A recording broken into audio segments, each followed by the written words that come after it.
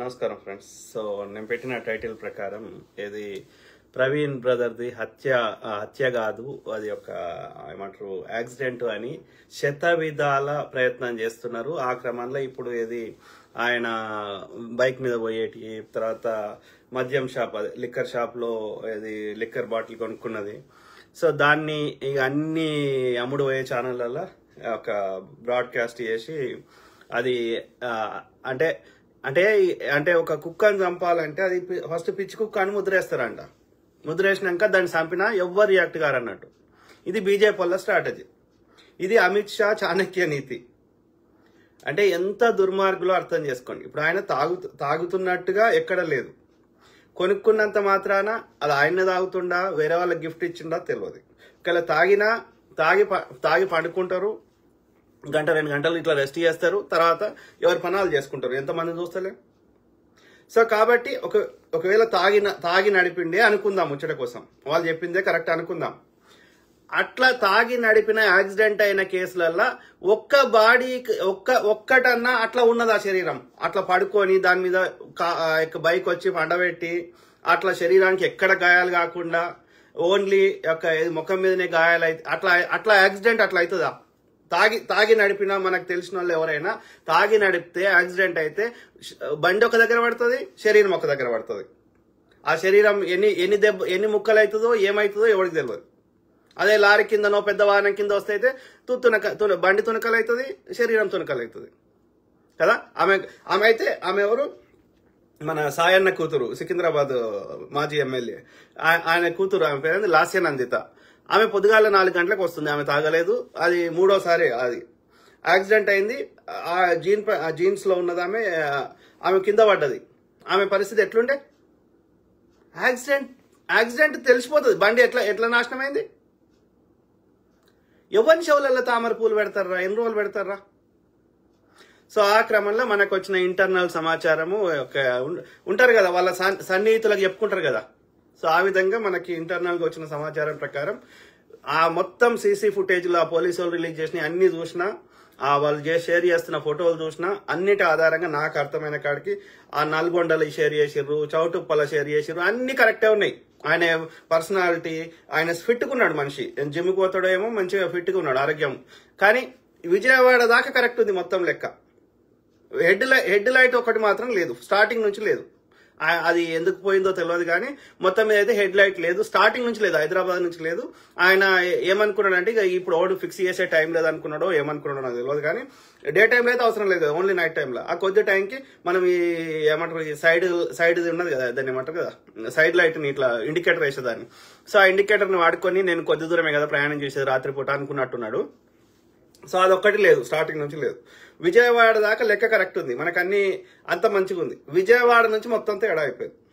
విజయవాడ నుంచి మొత్తం అదంతా కల్పితం. ఆ సీసీ ఫుటేజ్లు, ఆ కొవ్వూరు, ఆ గేటు, అదంతా పెద్దగా ఉన్నాడు పర్సనాలిటీ, అని బొర్రు ఉంది.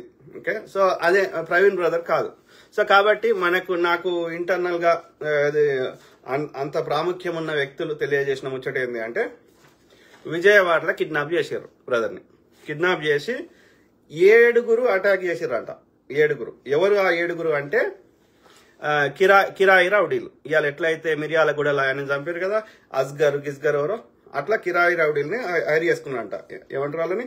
కాంట్రాక్ట్ కిల్లర్స్ అంటారంట వాళ్ళని. ఓకే, ఎవరు చేయించిండ్రు ఏంది అనేది ఒక్కొక్కటి చెప్తా. ఓకే, సో అందులో అయితే వాళ్ళ ఆ బైక్ ని తీసుకున్నది ఆ 7 ఒకటి తీసుకున్నాడంట. అర్థమైందా? తర్వాత ఏం చేశారంట, ఆయన మొత్తం బట్టలు ఇప్పేసిందంట. తర్వాత ఆయన ప్రవీణ్ బ్రదర్ వేసుకున్న జాకెట్ ని ఆ 7 ఒకటి తీసుకొని అది వాడు వేసుకొని ఆ బైక్ నడుపుకుంటూ పోయిందట. ఎందుకంటే ఆ బైక్ మీద పోతుంది ప్రవీణ్ బ్రదర్ అని నమ్మించడానికి, తప్పుదో పట్టియడానికి విచారణని. అర్థమైందా? కెమెరాలలో అన్నిట్లలో వీళ్ళు చంపలేదు, అది న్యాచురల్ గా డెత్ అయిందని, యాక్సిడెంట్ అయిందని చూపెట్టడానికి ఆయన బైక్ తీసుకొని ఆయన జాకెట్ వేసుకొని ఆ 7 కూడా పోయిందంట. ఓకే, తర్వాత ఏంది, ఆ ప్రవీణ్ బ్రదర్ కి ఆ కిడ్నాప్ చేసి విజయవాడ లెక్కను. సో ఆయనకి విషం ఇచ్చారంట, పాయిజన్ అంటే విషం. ఓకే, పాయిజనస్ ఇంజెక్షన్ ఇచ్చారు, విషం ఇచ్చారు. ఓకే, తర్వాత అక్కడనే ఆయనకి ముఖం మీద అంతటా మొత్తం కొట్టాల్సిన దగ్గర అంతా కొట్టేసారు. ఓకే, అర్థమైందా? ఆ 7. వెలుతురున్న ప్రాంతంలో కొట్టిర్రు. ఎందుకంటే చీకట్లో కొడితే ఏడవాడితే ఆడ దెబ్బలు తగులుతాయి. ఇప్పుడు ఎక్కడైతే యాక్సిడెంట్ అయిన దగ్గర ఒకవేళ యాక్సిడెంట్ అయినా డిఫరెంట్గా ఉంటుంది, నిజంగా అక్కడ దాడి చేసినా చీకట్లో దాడి చేస్తే ఏడబడితే అడగాయాలు ఉంటాయి, డ్రెస్ అంతా చినిగిపోయి ఉంటుంది, శరీరం అంతా రక్తం అడుగులు ఉంటుంది. కానీ ఆ కొట్టిన దగ్గర ఆ శరీరం దొరికిన దగ్గర రక్తం లేదు, ఆ శరీరం మీద ఎలాంటి గాయాలు లేవు. కాబట్టి డెఫినెట్లీ అది వెలుతురున్న ప్రాంతంలోనే చేసిర్రు, విజయవాడలోనే చేసిర్రు. సింపుల్. ఓకే. తర్వాత ఆ పాయిజనస్ ఇంజెక్షన్ తో పాటు ఏది గొంతులోకి మద్యం పోసిర్రు. ఎందుకు పోసిర్రు? ఆయన తాగి బండి నడిపి చచ్చిపోయిండని రిపోర్ట్లలో రావడానికి, ఫోరెన్సిక్ లో కానీ లేకపోతే ఈ పోస్ట్ మార్టంలో కానీ. ఓకే, అర్థమైందా? తర్వాత చంపేసారు అక్కడ విజయవాడలో. తర్వాత ఏంది, ఆ తర్వాత ఏదో వేరే పెద్ద వాహనంలో, కార్లనో ఇంకా పెద్ద వాహనంలో శరీరాన్ని పట్టుకొని వచ్చారు, చచ్చిపోయిన శవాన్ని. ఓకే, తర్వాత ఆ శవానికి మళ్ళీ జాకెట్ వేసిర్రు, ఆడ పండబెట్టిర్రు, ఆ రోడ్ సైడ్ పండబెట్టి ఆయన మీద బైక్ పెట్టిర్రు, న్యాచురల్ డెత్ లెక్క క్రియేట్ చేసిర్రు. అర్థమైందా? సో అయితే ఈ అంతటికి చంద్రబాబు నాయుడు, ఆంధ్రప్రదేశ్ ముఖ్యమంత్రి చంద్రబాబు నాయుడు గారు ఆ ఐజీకి, పోలీస్ ఆఫీసర్ కి ఏమని ఇన్స్ట్రక్షన్ ఇచ్చిండంటే కేసుని సేమ్ డేలో క్లోజ్ చేయమని చెప్పిండంట. ఎందుకని చెప్పిండు? ఎవరు చెప్పించారు ఆయనతోటి? మీ చాణక్యుడు. ఓకే, ఈ చాణక్యుడు ఎవరు మీరు అర్థం చేసుకోండి. అయితే ఈ ఏడుగురు మంది కాంట్రాక్ట్ కిల్లర్లని ఎవరి ఇన్స్ట్రక్షన్స్ వల్ల చేసిర్రు? ఢిల్లీ నుంచి. ఓకే, ఇక్కడ లోకల్ ఉన్న వాళ్ళు ఎవరు చేయించిర్రు అంటే నరసాపురం బీజేపీ ఎంపీ భూపతి రాజు శ్రీనివాస్ వర్మ చేయించిండంట. ఈ 7 కాంట్రాక్టర్ని హైర్ చేసుకున్నాడు. అర్థమైందా? సో ఇక దీని వెనకాల ఎవరు అంటే చిన్నజీఆర్ స్వామి ఇక్కడ ఇది మెయిన్ గా నరసాపురం ఎంపీకి చెప్పడం జరిగింది. ఈ ఇద్దరు కలిసి అమిత్ షా యొక్క పర్మిషన్ తీసుకున్నారు. అంటే ఇక్కడ వీళ్ళు ఏం చెప్తున్నారంటే A1 చిన్నజీఆర్ స్వామిని చేర్చాలి ఫస్ట్, అంటే చిన్నజీఆర్ స్వామి ఇది చేయాలని చెప్పి స్టార్ట్ అయింది, ఆయన మెదడులో స్టార్ట్ అయిందని అర్థం. అర్థమైందా? ఇట్లాంటి వాళ్ళని ఏరి పారేయాలి. ఎందుకంటే ఈ ప్రవీణ్ బ్రదర్ కానీ ఇట్లాంటి వాళ్ళు నీ చర్చ్ ఏసయ్య దేవుడు అని చెప్పుకుంటే ఎవరికి సమస్య లేదు, వాళ్ళ వర్షం చెప్తున్నా బీజేపీ వాళ్ళది. కానీ పొద్దుగాలు లేస్తే మా దేవతలను తిడితే అది కదిరే కృష్ణ కావచ్చు, లేకపోతే ప్రవీణ్ బ్రదర్ కావచ్చు, లేకపోతే కత్తి మహేష్ గారు కావచ్చు, అంటే మా బతుకు తెరుగు మీద కొడుతున్నావు. మేము హిందువులని ఎడినా కొడుకులను చేసి, హిందుత్వం పేరు మీద మేము ఆర్య బ్రాహ్మణులము ఎడినా కొడుకులను చేసి మేము దేశ సంపదని దోసుకుంటుంటే సద్గురులము, లేకపోతే పీఠాధిపతులము, మఠాధిపతులము, చిన్నజీయర్లము, నేను మొత్తం ఏమంటారు ఒక సర్వసంగ పరిత్యాగినని చెప్పి ఒక్కొక్క దగ్గర 1000 కోట్లు ఎందుకుంటాయి? వీళ్ళు చేస్తున్నది దోపిడీ, వీళ్ళు చేస్తుంది రాజకీయ నాయకుల, ధనవంతుల యొక్క నల్లధనాన్ని తెల్లధనం చేస్తున్నారు ఈ యొక్క మఠాధిపతులు, పీఠాధిపతులు. ఎందుకంటే ఇట్స్ ఎన్జిఓ అంటారు. ఎన్జిఓ అంటే నాన్ ప్రాఫిట్ ఆర్గనైజేషన్ కింద ఎవడైనా డొనేషన్ ఇస్తే సోర్స్ అడగరు. ఆ డొనేషన్ ఇచ్చిన ఆర్గనైజేషన్ నుంచి మళ్ళీ బయటకు తీస్తే అది తెల్లధనం అవుతుంది. అంటే రాజకీయ నాయకుల దోపిడీ సొమ్మును వీళ్ళకు ఇస్తే వీళ్ళ నుంచి కడిగిన ముత్యం లెక్క బయటకు వస్తుంది, నల్లధనం తెల్లధనంగా కన్వర్ట్ అవుతుంది.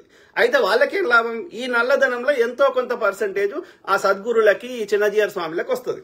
చిన్నజీఆర్ స్వామి కింద ఎన్ని ఆస్తులు ఉన్నాయి, ఎన్ని 1000 కోట్ల ఆస్తులు ఉన్నాయి, సర్వసంగ పరిత్యాగం చెప్పుకునే దుర్మార్గునికి చెప్పండి. అదే మనం సమ్మక్క సారలమ్మకు మొక్కితే వానికి మనసులో పడతలేదు చిన్నజీఆర్ గారికి. ఎందుకంటే పైసలు బ్రాహ్మణ్ దగ్గర ఉండాలి, ఇలా కోయ జాతుల దగ్గర ఉండొద్దు కదా, బీసీ ఎస్సీ ఎస్టీల దగ్గర ఉండొద్దు కదా, శూద్రుల దగ్గర ఉండొద్దు కదా. నేను ముట్టుకోనని ఇప్పటికి మీదికెళ్ళేస్తాడు వాడు. ఎవడు వీళ్ళంతవరు? గోదావరి జిల్లాలకు చెందిన బాపన్న కొడుకులు. ఇలా తిరుపతిలో మొత్తం అన్ని పూజార్లోడు గోదావరి జిల్లాలకు చెందిన బ్రాహ్మణ ముండా కొడుకులు. వీళ్ళకి ఉత్తర భారతదేశపు ఆ బ్రాహ్మణ ముండా కొడుకులు, విదేశీ ఆర్య బ్రాహ్మణ ముండా కొడుకులు, పాండేలు, ఇంకోడోడు, శర్మాలు, దొంగనా కొడుకులు, వాళ్ళకి మీది తనాలే మాది తనాలే అన్నట్టుంది. ఇది నడుస్తున్నది. గోదావరి జిల్లాలకు చెందిన బ్రాహ్మణ ముండా కొడుకులు మన దక్షిణ భారతదేశంలో చెడబుట్టిర్రు. అర్థమైందా? ఎందుకు పుట్టిర్రో తెలవాలి. సో దే ఫస్ట్ ఏమంటారు, భూపతి రాజు శ్రీనివాస్ వర్మ హైర్ చేసుకున్నాడు బీజేపీ ఎంపీ, నరసాపురం చెందినవాడు. దే ఫస్ట్ విచ్ క్రాఫ్ట్ అంటే విషం ఇచ్చి ఇట్లా చేయడాన్ని విచ్ క్రాఫ్ట్ అంటారు. అంటే ఒక మంత్రాలు ఇట్లా చేస్తారు చూడు, ఒక ఏమంటారు అదేమంటారు కదా, శుద్ర శక్తులు ఇట్లా శక్తులు వస్తాయని చెప్పి చేస్తారు చూడు, అట్లా చేసిర్రు, తర్వాత చంపేసిర్రు అనేది ఇది మనకు వచ్చిన సమాచారం. డెఫినెట్లీ అది ముమ్మాటికి హత్యనే. సో ఎందుకు చేస్తుర్రు అంటే కత్తి మహేష్ గారి మీద వీళ్ళందరి మీద ఎందుకు చేస్తుర్రు అంటే వీళ్ళు హిందూ స్క్రిప్చర్స్లలో ఉన్నటువంటి, హిందూ స్క్రిప్చర్స్ కాదు సారీ, నేను మళ్ళీ అది ఎందుకు అయిపోయిందంటే మనకి ఆ చెత్త హిందుత్వం అని నింపారు. కాదు దయచేసి మూలవాసులు మొక్కునే హిందుత్వం వేరు. నేను గతంలో చెప్పినా మళ్ళీ చెప్తున్నా, నేను తప్పు చెప్తే హిందూ శబ్దము ఈ యొక్క రామాయణ మహాభారత ఇతిహాసాలు వేదాలు ఉపనిషత్తులు పెట్టండి. కాబట్టి హిందుత్వం కాదు అది. విదేశీ ఆర్య బ్రాహ్మణుల యొక్క సనాతన అధర్మము లేదా బ్రాహ్మణిజము లేదా మనువాదం, దానికి మూలవాసులు మొక్కునే హిందుత్వానికి ఎలాంటి సంబంధం లేదు. నేను చారిత్రక ఆధారాలతోటి సైంటిఫిక్ గా చెప్తా, ఎన్నోసార్లు చెప్పినా మళ్ళీ చెప్తా. యజ్ఞాలు యాగాలనే కాన్సెప్టే భారతదేశంది కాదు, గుర్రాలనే కాన్సెప్టే మన భారతదేశంది కాదు, ఇనుప మణిముట్లు భారతదేశంలో లేనే లేవు, ఆవులు మొక్కునే కల్చరు ఈ మన భారతదేశంది కానే కాదు. ఇవన్నీ మీరు పర్షియా దేశంకు వండి, పర్షియా అంటే ఇప్పుడు ఒక ఇరానే కాదు, ఇరాను, ఈ యొక్క ఇరాన్ పైన ఉన్న ప్రాంతాలు, ఇలా కజకిస్తాను, తజికిస్తాను, ఉజ్బెకిస్తాన్, ఇవన్నీ ప్రాంతాలు, అక్కడ టర్కీ నుంచి మొదలు పెడితే ఇక్కడ మంగోలియా దాకా అక్కడ పర్షియా రాజ్యం విస్తరించి ఉండే ఆ రోజులలో. అర్థమైందా? సో గుర్రాన్ని ఎక్కడ మొక్కుతారు, ఎక్కడ గుర్ర మాంసం తింటారో కనుక్కోండి. మీరు రథాలు ఫస్ట్ ప్రపంచంలో ఎక్కడ వాడిరో కనుక్కోండి. రథాలు గుర్రాలు మహాభారత యుద్ధాలు ఉండేవి, ఇవి ఎక్కడి మన దేశం ఇవి కాదు. ఆ కజకిస్తాన్లో ఆ యొక్క పర్షియా రాజ్యంలో ఉండే సంస్కృతం మన భాష కాదు. కనుక్కోండి, రీసెర్చ్ చేయండి, ఒక మేధావులను అడగండి, ఒక ఆర్కియాలజిస్ట్ని అడగండి. నేను చెప్పిన తప్పైతే ప్రపంచంలో ఉన్న మేధావులను అడగండి. అర్థమైందా? ఏది పడితే అది చెత్త నింపుతా, నేను చెప్పింది ఏ వేదం అంటే తోలు తీస్తాం. ఎంతమందిని చంపుతావురా? ఎంతమందిని చంపుతావు? 99% మంది మేము మూలవాసులు ఏమన్నాం, తెల్ల తోలు ఉన్నటువంటి అమిత్ షా దొంగ నా కొడుక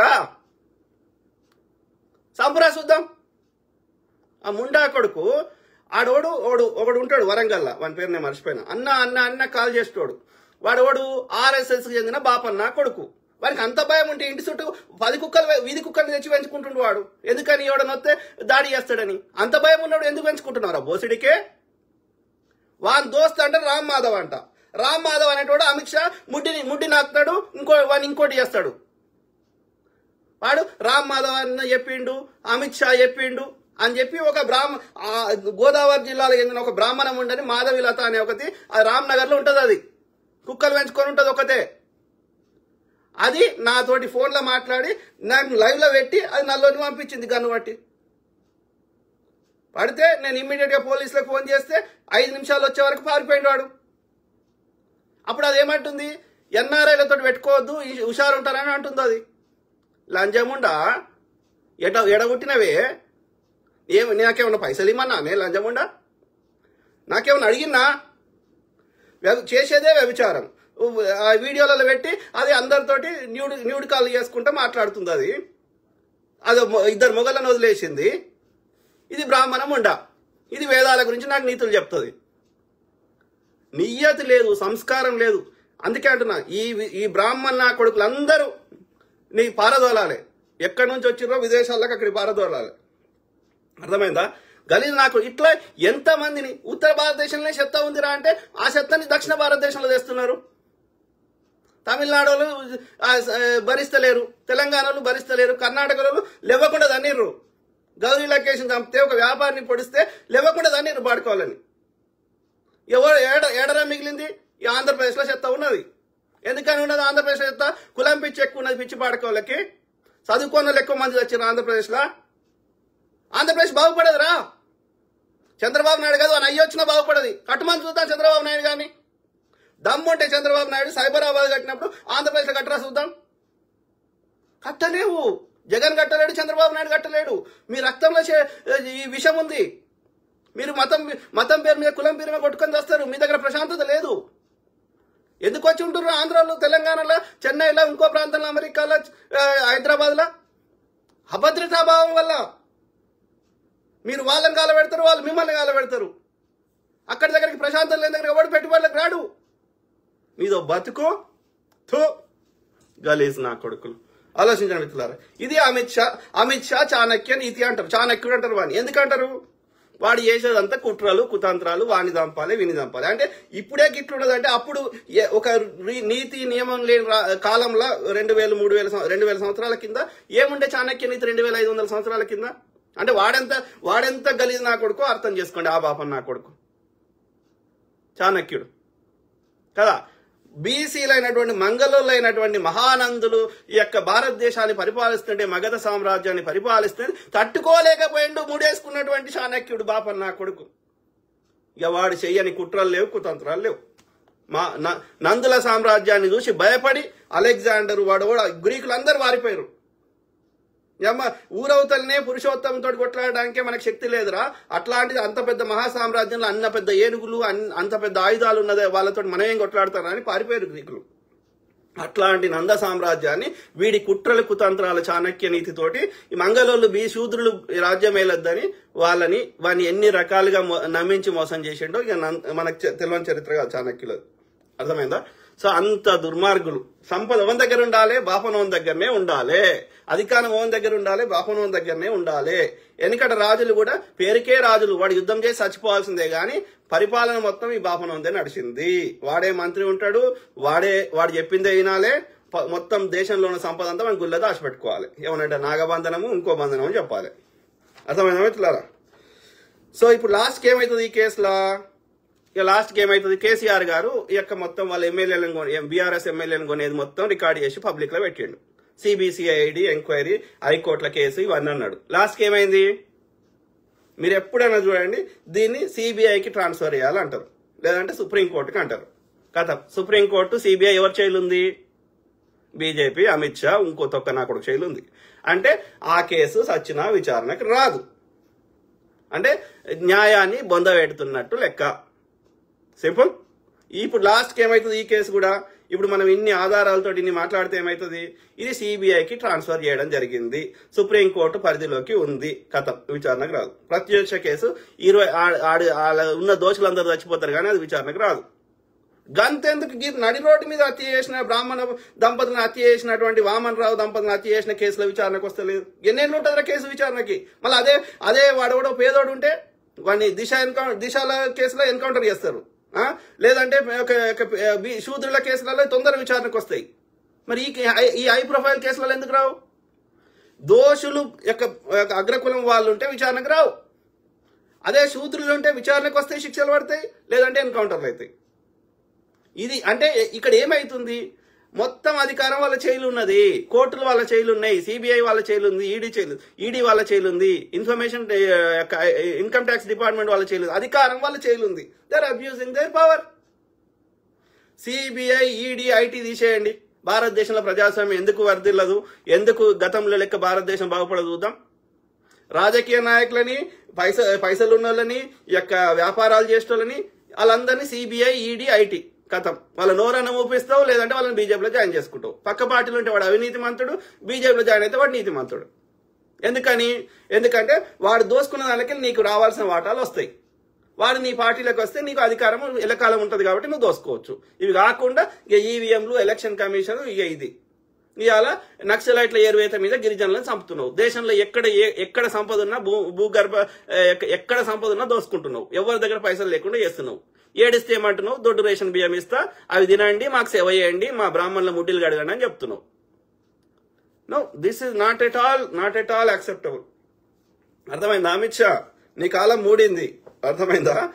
ఆ ప్రకృతి తప్పకుండా ఈ సావర్కర్ని ఎట్లయితే చంపేసిందో, ఎడ్గేవాకర్ని ఎట్లయితే చంపేసిందో, వాజ్పేయిని ఎట్లయితే చంపేసిందో, వాజ్పేయికి చెప్పుకోలేని రోగం వచ్చి చచ్చిపోయాడు. అర్థమైందా? అలా మతలబ్ ఏందో అర్థం చేసుకో. అమిత్ షా కూడా ఏం రోగం వచ్చి ఎప్పుడు చేస్తాడో, మోడీ ఎట్లా చేస్తాడో, వీళ్ళందరి పాపాలు ప్రకృతి తప్పకుండా ఒక్కొక్కరి పేర్లు చెప్పి వాళ్ళకి వచ్చిన రోగాలు చెప్తే మనం తట్టుకోలేం. అర్థమైందా? వీడి కూడా ఉండడు, అమిత్ షా గారు ఉండడు. చూడు, త్వరలోనే వానికి ఉన్నది. ప్రకృతి తప్పకుండా వాడిని శిక్షిస్తుంది. ఇంతమంది చంపిన వాడిని ఎందుకు వదిలేస్తుంది? అర్థమైందా ఇట్లారా? సో ఇది అంటే మన దక్షిణ భారతదేశంలోనే ఇంతో అంతో మనకు ప్రశ్నించేది తత్వం ఉన్న దగ్గరనే, ఇంతో అంతో చైతన్యం ఉన్న దగ్గరనే ఇంత అరాచకం చేస్తున్నారు ఈ బ్రాహ్మణ ముండా కొడుకులు అంటే బీజేపీ ఆర్ఎస్ చెందిన వాళ్ళు, ఈ యొక్క ఆర్యులు, ఈ సనాతన అధర్మాన్ని పొంచి పోషిస్తున్న ముండా కొడుకులు. అట్లా అంటే ఉత్తర భారతదేశంలో అసలు న్యాయం అనేది ఉన్నదా? రోడ్డు మీద జంబి కత్తులు అమ్ముతున్నారు, రోడ్డు మీద జంబి కత్తులు పట్టుకొని తిరుగుతున్నారు. ఇలా ఆ యొక్క యూపీలో ఏది ఈ యొక్క మా అమ్మా నాన్నను చంపినవని ఒక దళితులు వాళ్ళు ఏడుచుకుంటా పోలీస్ కంప్లైంట్ ఇస్తే వాళ్ళ చెల్లెని అక్కని కూడా చంపేశారు, కంప్లైంట్ ఇచ్చిన వాళ్ళని కూడా చంపారు. ఒక ఆడపిల్ల రోడ్డు మీద బట్టలు లేకుండా మొత్తం ఊరంతా తిరిగి బతిలాడుకుంది నా ప్రాణభిక్ష పెట్టమని. ఇక మణిపూర్లో అయితే ఇద్దరు అమ్మాయిలని బట్టలు లేకుండా ఎట్లా తిప్పుకున్నారో చూసినాం. దాని మీద ఒక్క స్టేట్మెంట్ ఇయ్యాడు అమిత్ షా. మొత్తం అన్ని ప్రతిపక్షాలు పార్లమెంటు దద్దరిల్లేటట్టు ఏడ్చినా కొట్లాడినా పార్లమెంటులో ఏది పొగ బాంబు పెడితే ఇప్పటి వరకు విచారణ జరగదు, పుల్వామా దాడి మీద ఇప్పటి వరకు విచారణ జరగదు. దీన్ని బట్టి ఇక ఉత్తర భారతదేశంలో ఎంత వరస్ట్ ఉన్నారు, అక్కడ ప్రజలు ఎట్లా బతుకుతున్నారు. బుల్డోజర్ తెచ్చి మొత్తం అక్కడ ఉన్న అందరు ఎవడు ప్రశ్నిస్తే వాళ్ళకి ముస్లింలు ఒక్కరే కాదు, ముస్లింలయ్యి, దళితులయ్యి, ఈ యొక్క ప్రతిపక్ష నేతలు అందరి ఇల్లు వాళ్ళ కొట్టుడు. అంటే నేను చెప్పింది వినాలే, నన్ను ప్రశ్నించకూడదు, న్యాయం మాట్లాడకూడదు అనేది ఉంది. మొన్న కొట్టిరు కదా 400 వస్తాయి కదా, 270 సగం కూడా రాలేదు. ప్రభుత్వాన్ని ఏర్పాటు చేసే మెజారిటీ కూడా రాలేదు కదరా. తీసేయరా చంద్రబాబు నాయుడు, ఏం చేసుకుంటారా? సాగుకు దగ్గర వచ్చినావు, తీసేయి, మద్దతు తీసేయి. వీడు నితీష్ కుమార్ చంద్రబాబు నాయుడు మద్దతు తీసేస్తే పడిపోతుంది గవర్నమెంట్. తీసేయరు. నీకు కావాలంటే ఏ మంత్రి కావాలంటే అది ఇస్తాం చంద్రబాబు నాయుడు. రా కూటమిలో వద్దాం, వాళ్ళు దింపేద్దాం, నీకు ఏ పదవి కావాలంటే అది తీసుకో, నువ్వే ప్రైమ్ మినిస్టర్గా. ఎందుకురా ఈ బతుకు? సిగ్గు లేదు. ఆలోచించండి మిత్రులారా. అసలు చట్టం ఉన్నదా? అసలు ఈ అన్నిటికీ ఇక మీడియాను కంట్రోల్లో చేసుకోవాలి. గ్రాకు చెప్పినా వానికి బాధనే. 60 ఏళ్ల కింద లక్ష్మణ నెహ్రూ గారి మీద వాడు బురద లేకపోతే వాడు బతకలేడు. అన్ని కట్టిన కాంగ్రెస్ మీద వాడు బురద లేకపోతే బతకలేడు. నువ్వేం చేసినావు రేపురా అంటే కాంగ్రెస్ తిడతాడు. మోడీగా నువ్వేం చేసినావు చెప్పురా? ఈ యొక్క 200 లక్షల కోట్ల అప్పు చేసినావు, ఈ యొక్క ప్రతి సంవత్సరం 50 లక్షల కోట్ల బడ్జెట్, ఈ బడ్జెట్ పైసలు ఆడిపోయే, అప్పు చేసిన పైసలు ఆడిపోయే, ఈ అన్ని కంపెనీలు అమ్ముతూ వచ్చిన పైసలు ఆడిపోయే. నేను ఫకీర్ని అంటాడు, నేను అత్యంత ధనవంతుని అంటాడు. ఈ పైసలు లెక్క ఎప్పుడేమో ఉంటా కొడుక. వాడు నాగార్జున సార్ కట్టిండు, నువ్వేం కట్టినావురా? వాడు శ్రీశైలం కట్టిండు, నువ్వేం కట్టినావురా? వాడు ఐఐటీలు పెట్టిండు, నువ్వేం పెట్టినావురా? ఇట్లా అడిగితే నేను దేశద్రోహిని, నేను కమ్మిని, నేను కాంగిని. మరి హిందువుల కోసమే పుట్టినవైతే హిందువుల దగ్గర ట్యాక్స్ తీసుకోకురా. పెట్రోల్ మీద 30 రూపాయలు తీసుకుంటున్నావు. జీఎస్టీ కాంగ్రెస్ వాడు 0% ఎత్తే నువ్వు 5 చేసినావు, వాడు 5 చేస్తే నువ్వు 8 చేసినావు, వాడు 8 చేస్తే నువ్వు 12 చేసినావు, వాడు 12 చేస్తే నువ్వు 18 చేసినావు. డాక్టర్ మన్మోహన్ సింగ్ గారు మాక్సిమం 18 తీసుకుంటే నువ్వు 28% చేసినావు. అంటే నేను 100 రూపాయలు సంపాదిస్తే 30 రూపాయలు నీకే కట్టాలి కదరా ట్యాక్స్. మరి ఈ ట్యాక్స్ లెక్క అడిగితే నేను దేశద్రోహిని, నేను హిందువుని కాదు. ఎంత నీచముండా కొడుకులు రా. నేనైతే మొక్కుతున్నా ప్రకృతి మాతకి, నేను ప్రార్థిస్తున్నా ఈ దుర్మార్గుని, అమిత్ షా అనే దుర్మార్గుని, మోడీ అనే దుర్మార్గుని ఎంత తొందర తీసుకోవో తల్లి, అంత భారతదేశానికి ఒక పీడ విరగడవుతుంది. ఒక భారతదేశము ఒక సక్రమ మార్గంలో పోయే అవకాశం ఉంటుంది. దయచేసి ఓకే, అన్యాయం ఎల్లకాలం నడవదు. అర్థమైందా మిత్రులారా? ఇట్లా నడుస్తున్నది. వీళ్ళందరూ మూడు రాష్ట్రాల ముఖ్యమంత్రి ఎందుకు వదిలేసినవురా? సిబిఐ ఈడీ అని పెట్టి మొత్తం 15 రాష్ట్రాల్లో ఉన్న కాంగ్రెస్ ప్రభుత్వాన్ని తీసేసి కాంగ్రెస్ ఏడుంది అంటాడు. వాడు వచ్చింది కాంగ్రెస్ ముక్త భారత్ అంటే ఏంది? ప్రతిపక్ష ముక్త భారత్ అంటే ఏంది? భారతదేశాన్ని ఒక నియంతృత్వంలోకి తీసుకుపోతూ వాడంట పైసలు పంచుతాడంట, వాడంట అన్ని చేస్తాడంట, ప్రతిపక్షాల దగ్గర పైసలు ఉండొద్దంట. వాడు డిమానిటైజేషన్ తెచ్చింది ప్రతిపక్షాల దగ్గర పైసలు లేకుండా చేయడానికి. దానివల్ల వ్యాపారాలు సంఖ్య ఇచ్చినావు కదా. అంటే దేశ ప్రజలందరినీ అడుగునేటట్టు చేస్తావు. నీకు వచ్చిన గోలే అది. Very very unfortunate. మేల్కోవాలి. హిందువులకి ఏమైందిరా? ఈ అమ్మాయి బీజేపీ పార్టీ 100 ఏళ్ళు అయిందిరా పుట్టి, 100 ఏళ్ళు కూడా కాలేదురా. 1980లో పెట్టిండాడు. ఆర్ఎస్ఎస్ ఇంకో 100 ఏళ్ళు అయింది. ఈ 100 ఏళ్లకు ముందు హిందుత్వం లేదు, 1000 సంవత్సరాల నుంచి లేదు. వీడు ఎత్తేరా బీజేపీ, ఏమైతుందో చూద్దాం. ఏం కాదురా, ఒక సిద్ధాంతాన్ని నచ్చినోడు అంత తొందర కన్వర్ట్ కాడు. పోనీ మొత్తం భారతదేశంలో ఉన్న అందరూ క్రిస్టియన్లో ముస్లిమ్స్ అయినా అనుకో, ఏమవుతుందిరా? ఇలా ఇస్లాం దేశాలు ఉన్నాయి, క్రిస్టియన్ దేశాలు, ఏమైతుందిరా? ఒక క్రిస్టియన్ దేశం ఇంకో క్రిస్టియన్ దేశం కొట్టుకదత్తలేవు. రష్యా వాడు అమెరికా వాడు కొట్టుకుంటలేడు, యూరోప్ వాడు రష్యా వాడు కొట్టుకుంటాడు. అన్ని క్రిస్టియన్ దేశాలే కదరా. ఒక ఇస్లాం దేశం ఇంకో దేశం కొట్లాడతలేదు, ఇంకో ఇస్లాం దేశం. ఏందిరా నాకు అర్థం కాదు. ఎవరు నచ్చినాడు అని మొక్కుంటాడు. మనకు వచ్చిన నష్టమేందిరా? అలా విషయం ఉంటే మొక్కుంటారు, లేకపోతే నా పక్షులు లెక్క జంతువులు లెక్క నాస్తికులు అవుతారు. ఏ పక్షి ఏ దేవుని మొక్కుతుందిరా? పిచ్చి నా కొడుకులు. ఆలోచించండి మిత్రులారా. అంటే ఎవడు మాట్లాడొద్దు, అలా ఉన్న లాజికల్ క్వశ్చన్ అడగొద్దు. నువ్వు చెత్త నింపుతుంటే నేను నింపించుకోవాలి. ఏ మతం వద్దు అంటున్నారు? అన్ని మతాల్లో చెత్త ఉంది. నేను ఒక సనాతన అధర్మం గురించి చెప్తలేను. క్రిస్టియానిటీలో సగం చెత్త ఉంది, ఇది 50%, ఇస్లాంలో సగం % చెత్త ఉంది. ఆ యొక్క సనాతన అధర్మంలో 90% చెత్త ఉంది. ఇంతో అంత చెత్త లేనిది, చెత్త ఎక్కువ జమగాంది ఏందిరా అంటే బుద్ధిజము లేదా హిందూయిజం. కానీ బ్రాహ్మణిజంలో సనాతన అధర్మంలో 90% చెత్త ఉంది. క్రిస్టియానిటీ ఇస్లాంలో 50% చెత్త ఉంది. ఎందుకుంది? ఆ రోజులలో ఎప్పుడు వచ్చినాయి, అవి ఎప్పుడు పుట్టినాయి, అప్పుడున్న సమాజ పరిస్థితులు ఏంది, అప్పుడున్న వాళ్ళ యొక్క ఆలోచన విధానం ఏంది, అవన్నీ పరిగణలోకి తీసుకోవాలి కదా. అవునా కాదా? అప్పుడున్న ఆటవికము ఇప్పుడు ఎట్లా వర్కౌట్ అవుతుంది? అవి కొన్ని ప్రజలు ఇనీషియల్ గా కొన్ని తెగలుగా బతికిర్రు, ఆది మానవులుగా బతికిర్రు. ఆది మానవులు, బట్టలు లేని ఆది మానవుల నుంచి ఒక జంతువు లెక్క బతికి నుంచి ఒక సమూహంగా ఏర్పడ్డారు. ఆ సమూహము ఒక ట్రైబ్ గా ఏర్పడ్డారు, ఒక తెగలుగా ఏర్పడ్డారు. ఆ తెగలలో ఉండే న్యాయము, తెగలలో ఉండే ఆలోచన విధానము అప్పటికిప్పటికి సేమ్ ఎట్లా ఉంటది? మారదా? వాళ్ళ ఆలోచన విధానంలో ప్రోగ్రెసివ్ థాట్స్ రావా? అప్పుడు వాడిన పనిముట్లు ఇప్పుడు వాడుతున్నామా? కాబట్టి అప్పుడెప్పుడో 2000, 3000 సంవత్సరాల కింద రాసిన పుస్తకాలు యాజ్ ఇట్ ఈజ్ ఇప్పుడు ఎట్లా వర్తిస్తాయి? కాబట్టి చెత్త ఉంది. అలా రాళ్ళు కొట్టి సంపమని అలా రాసిర్రు ఒక గ్రంథంలో. ఇప్పుడు అట్లనే చేయమంటే సాధ్యమవుతుంది? అది కరెక్ట్? అది చిన్నపిల్లలు, మహిళలు చూస్తుంటారు, వాళ్ళకి జీవితంలో ఎంతో సాధించాలనే వాళ్ళు అనుకునేవారు. అట్లాంటివి చూసినప్పుడు వాళ్ళకి జీవితం మీద ఆసక్తి వస్తుందా, విరక్తి వస్తుందా? కాబట్టి అప్పుడు ఎప్పుడో రాసిన వాటిని యాజ్ ఇట్ ఈజ్ మనం గుడ్డిగా పాటిద్దామంటే, నేను అన్ని మతాల గురించి చెప్తున్నా, ఒక పర్టికులర్ మతం గురించి చెప్తలే. కాబట్టి ఒక సైంటిఫిక్ టెంపర్ ఉండొద్దు, ఒక తప్పును తప్పనదు. ఇట్లనే చేసిర్రు, వాళ్ళు కూడా అట్లనే చేసిర్రు, క్రిస్టియానిటీలు కూడా ఇట్లనే చేసిర్రు. అలా కూడా మేధావులు ఆయన కోపర్నికస్ అంటే ఆయన ఏం చెప్పిండు? అంతకుముందు ఈ చర్చోళ్ళు ఏమని నమ్మిండ్రు? అన్ని భూమి చుట్టే తిరుగుతాయి అన్ని గ్రహాలని నమ్మిండ్రు. ఆ కోపర్నికస్ వచ్చి ఏం చెప్పిండు? ఆ యొక్క టెలిస్కోప్ ఆ గెలీలియో కనిపెట్టినాక ఏం చెప్పిండు ఆయన? ఇది కాదురా అయ్యా, ఇది అన్ని సూర్యుని చుట్టూ తిరుగుతున్నాయని ఆయన లెక్కలేసి ఆయనకు అన్ని విశ్లేషించి ఆ మేధావి చెప్తే ఈ యొక్క చర్చిలో ఉన్న పెద్దలకి నచ్చలేదు. ఎందుకంటే వాళ్ళ పెద్దరికం పడిపోతుంది, వీళ్ళు చెప్పిన దానికి భిన్నంగా చెప్పే వరకు వీళ్ళ పెద్దరికం పడిపోతుంది, వీళ్ళ ఆధిపత్యం పోతుంది, కాబట్టి చర్చికి ఒకటి రాడు అనే భయంతో ఆ కోపర్నికస్ కి విషం ఇచ్చి చంపేశారు. సోక్రటీస్ అంటే ఆయన మహనీయుడు, ఇట్లనే అందరికీ ఎడ్యుకేట్ చేస్తూ వాస్తవాలు చెప్తుంటే వీళ్ళ పెద్దరికం పడిపోతుంది ఈ మూఢ విశ్వాసాలు కలిగినటువంటి ఆ క్రిస్టియానిటీలు ఉన్న వాళ్ళు, కాబట్టి ఆయనకు విషం ఇచ్చి చంపేశారు. తర్వాత వీళ్ళే వాళ్ళ తప్పులను తెలుసుకొని ఇది వాళ్ళు చెప్పిందే కరెక్ట్ అని సైంటిఫిక్ గా రీసెర్చ్ చేసినాక సారీ చెప్పిండ్రు ఈ చర్చ్ వాళ్ళు. Same thing with these waste fellows. ఈ సనాతన ధర్మాన్ని పెంచి పోషిస్తున్న గాడిద కొడుకులు, అది చిన్నజీఆర్ గాడు కావచ్చు, చాగంటి కావచ్చు, ఇంకోటి కావచ్చు, రండి చర్చకి రండి. ఆ శీఘ్రం స్ఖలనమైంది, ఆ యొక్క జింక కడుపులోకి పోయింది, పిల్ల పుట్టిండు అంటారు. ఎట్లా పుట్టిద్దారు? అది ఎట్లా సాధ్యం రా? వానికి 4 ముఖాలు ఉన్నాయి అంటారు. ఎట్లా సాధ్యం రా? ఒక ఏమంటారు, విష్ణువుకి శివుడికి పుట్టినరు అంటారు. ఎట్లా సాధ్యం రా? అది మొగానికి ఇట్లా మాట్లాడొద్దు, ఇది సైంటిఫిక్ అడగొద్దు. అడిగితే నేను దొంగని, నేను ఇంకోటి అంటే నువ్వు చెప్పే చెత్తని నమ్మాలి. వాడు ఎవడు రాసిండు, ఎందుకు రాసిండు, అది నిజంగా జరిగిందా, వాడు కేవలం ఊహించి రాసిండా, లేదా ఒక సింబాలిక్ రిప్రజెంటేషన్ కోసం రాసిండా, మనకి ఎలాంటి తెలియనప్పుడు నువ్వు చెత్త నింపుతా ఉంటే మేము నింపించుకోవాలన్నారా? నేను అన్ని మతాలను అడుగుతున్నా. I'm not asking one particular religion. అర్థమైందా? కాబట్టి ఏ మతంలో అయినా ఉన్న చెత్తని మూఢ విశ్వాసాలని మనం తప్పు అని చెప్తున్నాం, ప్రజలను ఎడ్యుకేట్ చేస్తున్నాం.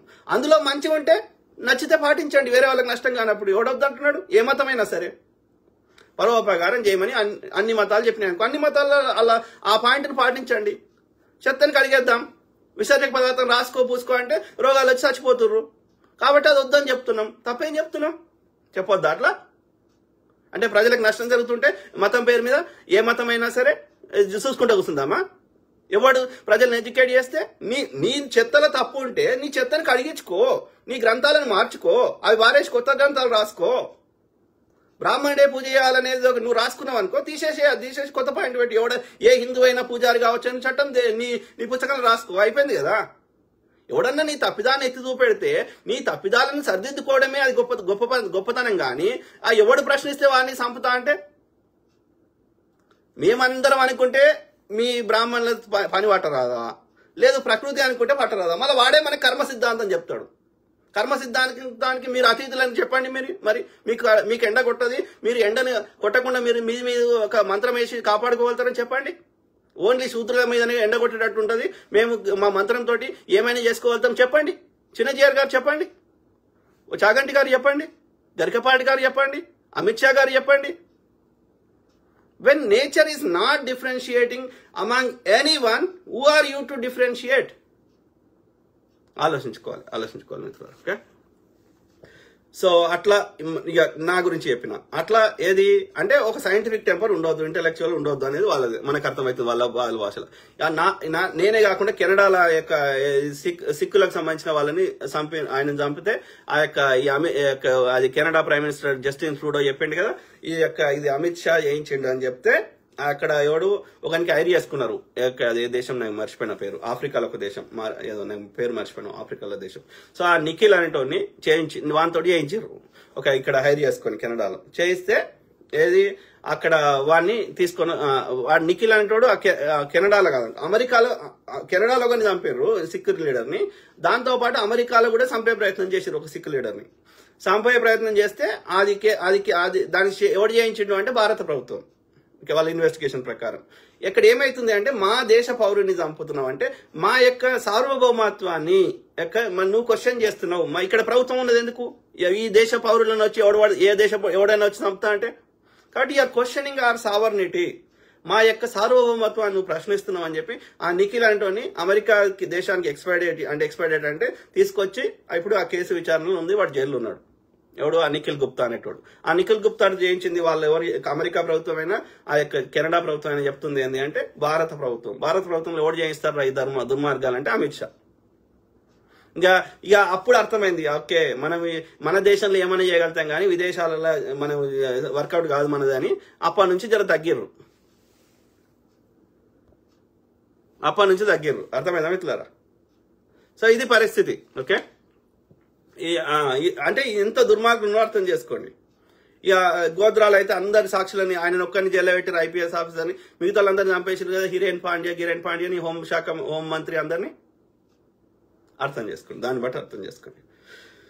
సో నేను ఓవరాల్ చెప్పదలుచుకున్నానంటే ఇది భారతదేశం ఒక దుర్దిశ. ఈ మోడీ అధికారంలో వచ్చినప్పటి నుంచి వాజ్పేయి గారు ఆయన ఐడియాలజీ నేను అంగీకరించగాని, బట్ ఇంత వైలెంట్ పర్సన్ లేకుండే వ్యక్తి. అర్థమైందా? తమ యొక్క ఈ హిందుత్వ ఐడియాలజీని తో పాటు భారతదేశం మీద ఎంతో కొంత ప్రేమ ఉండే ఆయనకి, ఇంత గలీజ్ లేకుండే. అర్థమైందా? ఈ మోడీ అనే దుర్మార్గుడు చాలా దుర్మార్గుడని ఆయన తన సన్నిహితుల దగ్గర చెప్పుకొని కూడా బాధపడ్డాడు వాజ్పేయి గారు. కావాలంటే వాజ్పేయి గారి మాటలు మన పబ్లిక్ లో రాలేదు కానీ వాజ్పేయి గారి కోడలు ఎక్కడ ఛత్తీస్గఢ్ జార్ఖండ్ రెండిట్లో ఏదో సరే, అక్కడ వాళ్ళ కోడలు ఆమె పోటీ చేసింది. అక్కడ బీజేపీ ప్రభుత్వం ఉండే, బీజేపీ సంబంధించిన వాళ్ళే వ్యతిరేకంగా పనిచేసి ఆయన బీజేపీని ఓడగొట్టారు అక్కడ. వాజ్పేయి గారి కోడలు కూడా. నా అంచనా ప్రకారం సుస్మిత ఆ ఓల్డ్ జనరేషన్ బీజేపీ లీడర్లందరినీ చంపేసారు వీళ్ళే, జస్వంత్ సింగ్ ని, తర్వాత సుష్మా స్వరాజ్ ని, వీళ్ళందరూ. ఎందుకంటే వాళ్ళు ఇంతో కొంత న్యాయం మాట్లాడేటోళ్ళు, ధర్మాన్ని ధర్మం అనేటోళ్ళు, అధర్మాన్ని అధర్మం అనేటోళ్ళు. ఇంత గలీజ్ లేకుండే. ఐడియాలజీ పరంగా వాళ్ళది హిందుత్వ రైట్ భావజాలం ఉండే కానీ other than that they are not like they love the country, they love the country people. అంటే దేశ పౌరులను వాళ్ళు దేశాన్ని ప్రేమించారు. వాళ్ళు ఇంత ఇట్లా నాశనం చేయాలన్న కంకణం లేకుండే. ముందు తరము బీజేపీకి సంబంధించిన వాడుండే, వాడు సావర్కర్, ఎడ్గేవకర్ వాళ్ళు వేసిన కొడుకులు ఉండే. కానీ ఈ మధ్యలో ఉన్నారు చూసినావా ఈ పొలిటికల్ గా వచ్చిన వాళ్ళు ఇంత దారుణంగా లేకుండే. కానీ అందరికంటే విషపురుగు అమిత్ షా అండ్ ఈ మోడీ ఇప్పుడు నడుస్తుంది. ఈ లాస్ట్ 10 years నుంచి భారతదేశం ఒక ఏమంటారు రాంగ్ ట్రాక్ లో పోతుంది. This is very very unfortunate. ఇంకా ప్రజలు చైతన్యం కావాలి, ఒక రక్షణ దళం ఏర్పడాలి, మనము పోరాడాలి, తప్పదు. మనం పిరికి సన్నాసులు లెక్కుంటే వాళ్ళని ఇంకా చేయిపోరా అని చెప్పినట్టు అవుతుంది. డే టైంలో ఇంతో అంత పేరున్నోళ్ళు, ఇంతో అంత ప్రజా వాయిస్ ఏమైంది అప్పుడు రజాకార్లు ఈ భూస్వాములు హైర్ చేసుకున్న ప్రైవేట్ ఆర్మీ రజాకార్లు వాళ్ళు వచ్చి గ్రామీణ ప్రాంతాలు ఇబ్బంది పెడుతుంటే ఈ భూస్వాములు వెట్టి చాకరీ చేయించుకొని ప్రజల దగ్గర ఉన్న భూములన్నీ తీసుకొని వాళ్ళకి మినిమం కాంపెన్సేషన్ ఇవ్వకపోతే ఏం చేశారు రైతులు? వాళ్ళతో కొట్లాడే శక్తి ఉండే నా వీళ్ళ దగ్గర? వీళ్ళ దగ్గర ఆయుధాలు ఉండేనా, వీళ్ళకి ట్రైనింగ్ ఉండేనా, వీళ్ళు లేకుండేనా? కానీ ఎన్ని రోజులు ఇట్లా ఈ భూస్వాములు పెట్టే బాధలు ఎన్ని రోజులు భరిస్తాం అని ప్రజలే తిరుగుబడ్డారు కదా. అదే కదా సాయుధ పోరాటం. హిందూ ముస్లిం కొట్లాట కాదు సాయుధ పోరాటం. నిజాం రాజు గ్రామీణ ప్రాంతాల్లో పరిపాలించలేదు, కేవలం పట్టణాలు మాత్రమే పరిపాలించాడు. ఆయనకి సరిగ్గా ఆర్మీ లేదు. ఈ రజాకార్ల రెండోళ్ళకి నిజాం గారికి ఎలాంటి సంబంధం లేదు. నిజాంకి ఆయన సొంత ఆర్మీ కొంత ఉండే, ఎవరు కొంత ఈ ఆఫ్రికాకు సంబంధించిన కొంతమంది ఉండే. ఓకే, ఈ ఆఫ్ఘనిస్తాన్ చెందిన పఠాన్లు, ఆఫ్రికాకు చెందిన కొంత బానిసలు, గంతే తప్ప ఆయనకు పెద్ద ఆర్మీ లేకుండే. ఎవరు రజాకార్లు? వాడు కాసిం రిజ్వీ అనేటోడు ఈ ఎంఐఎం పార్టీని ఈ ఎంఐఎం వల్ల శైలి పెట్టిపోయిండు. ఆ కాసిం రిజ్వీ అనేటోడు వెళ్ళిపోయేటప్పుడు ఎవరు దేశంలో ఉన్న ముస్లిం యువకులని రెచ్చగొట్టి వీళ్ళందరినీ కలిసి మనది ఈ యొక్క ఇస్లాం సామ్రాజ్యం, ఈ ఇస్లాం పరిపాలన ఉండాలని చెప్పి రెచ్చగొట్టి ఆ విధంగా ఆ ముస్లిం యువకులని ఈ యొక్క ఏమంటారు ఈ భూస్వాములకి ప్రైవేట్ ఆర్మీకి సేకరించిండు. ఈ భూస్వాములకి ఆ యొక్క రజాకార్లకి అధ్యక్షుడు కాసిం రిజ్వీ అయితే ఉపాధ్యక్షుడు ఎవరు? ఈ జొన్నేరు ప్రతాప్ రెడ్డి అనే భూస్వామి. ఆ యొక్క నిజాం గారి యొక్క ప్రధానమంత్రి లాయక్ అలీ గారు వాళ్ళు క్లియర్ గా చెప్పారు, ఈ ఎంఐఎం అనేది అది ఒక ఫస్ట్ ముస్లింల యొక్క మంచి కోసం స్థాపించినమని స్టార్టింగ్ లో చెప్పినప్పటికీ దాన్ని మొత్తం ఒక రాడికలైజ్ చేసింది వీడు, ఈ కాసిం రిజ్వీ అనేటోడు. వాడొక న్యాయవాది వాడు. సో కాబట్టి వాళ్ళు ఏం చెప్పారు, నిజాం సంబంధించిన వాళ్ళు, ఈ కాసిం రిజ్వీ అనే ఈ ఎంఐఎంకి కాసిం రజాకర్లకి మాకు సంబంధం లేదు, పరిపాలన మా బ్రిటిష్ వాడు వెళ్ళిపోయినాక పరిపాలన మా చేయలేదు. గ్రామీణ ప్రాంతాలేమో ఈ కమ్యూనిస్టుల చేయలకు వచ్చినాయి. ఈ యొక్క భూస్వాములు వర్సెస్ ఈ యొక్క కమ్యూనిస్టులు కొట్లాడుకున్నారు. పరిపాలన మాకు లేదు, నిజాంది లేదు అని వాళ్ళు పబ్లిక్ నే చెప్పారు. ఇది వాస్తవం. దాన్ని కూడా హిందూ ముస్లిం కొట్లాడలేక సినిమాలు తీస్తే ఎవరికి చెప్తుర్రా చరిత్రని? Very very unfortunate, very it's a bad phase going on. కాబట్టి నేను ఏం చెప్తున్నా అంటే, ఎలాంటి ఆయుధాలు లేనటువంటి, ఎలాంటి శిక్షణ లేనటువంటి, ఎలాంటి ఒక ప్రొఫెషనల్ ట్రైనింగ్ లేనటువంటి వాళ్ళే ఒక సామాన్య రైతులు ఒక వెట్టి చాకిరి నుంచి బయటపడడానికి ఎంతమంది తమ ఆత్మ బలిదానం చేసుకుంటూ కూడా కొట్లాడారు. ముస్లింలు కూడా కొట్లాడారు కదా సాయుధ పోరాటంలో. ఆయన పేరేంటి, షేక్ బందగి. ఎవరు?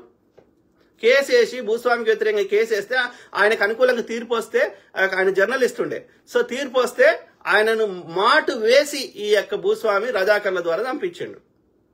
ఆయన ముస్లిమే కదా. అంటే దీన్ని బట్టి అర్థం చేసుకోవచ్చు కదా, హిందూ ముస్లిం కొట్లాట కాదురా అయ్యా అని. భూస్వాములకి ఒక వెట్టి చాకిరీ చేసుకునే ఒక సామాన్యులకి మధ్యలో వెట్టి వెట్టి చాకిరీ. సో అణిచివేతకి వ్యతిరేకంగా జరిగిన పోరాటమే సాయుధ. భూస్వాముల అణిచివేతకు వ్యతిరేకంగా సామాన్యులు రైతులు పోరాడిందే ఈ యొక్క సాయుధ రంగితంగా పోరాటం. ఎందుకు ఆ ఎగ్జాంపుల్ చెప్తున్నా ఇక్కడ అంటే, వాళ్ళు ఆ రోజులన్నీ అంత పోరాట పరిమ చేయగలిగినప్పుడు మనం ఇప్పుడు ఎందుకు చేయలేము? ఈ యొక్క నయా రజాకర్ అనేటువంటి అమిత్ షా, మోడీ, చిన్నజీయరు, రాధా మనోహర్ లాంటి కొడుకుల వ్యతిరేకంగా అని మనం అడుగుతున్నాం.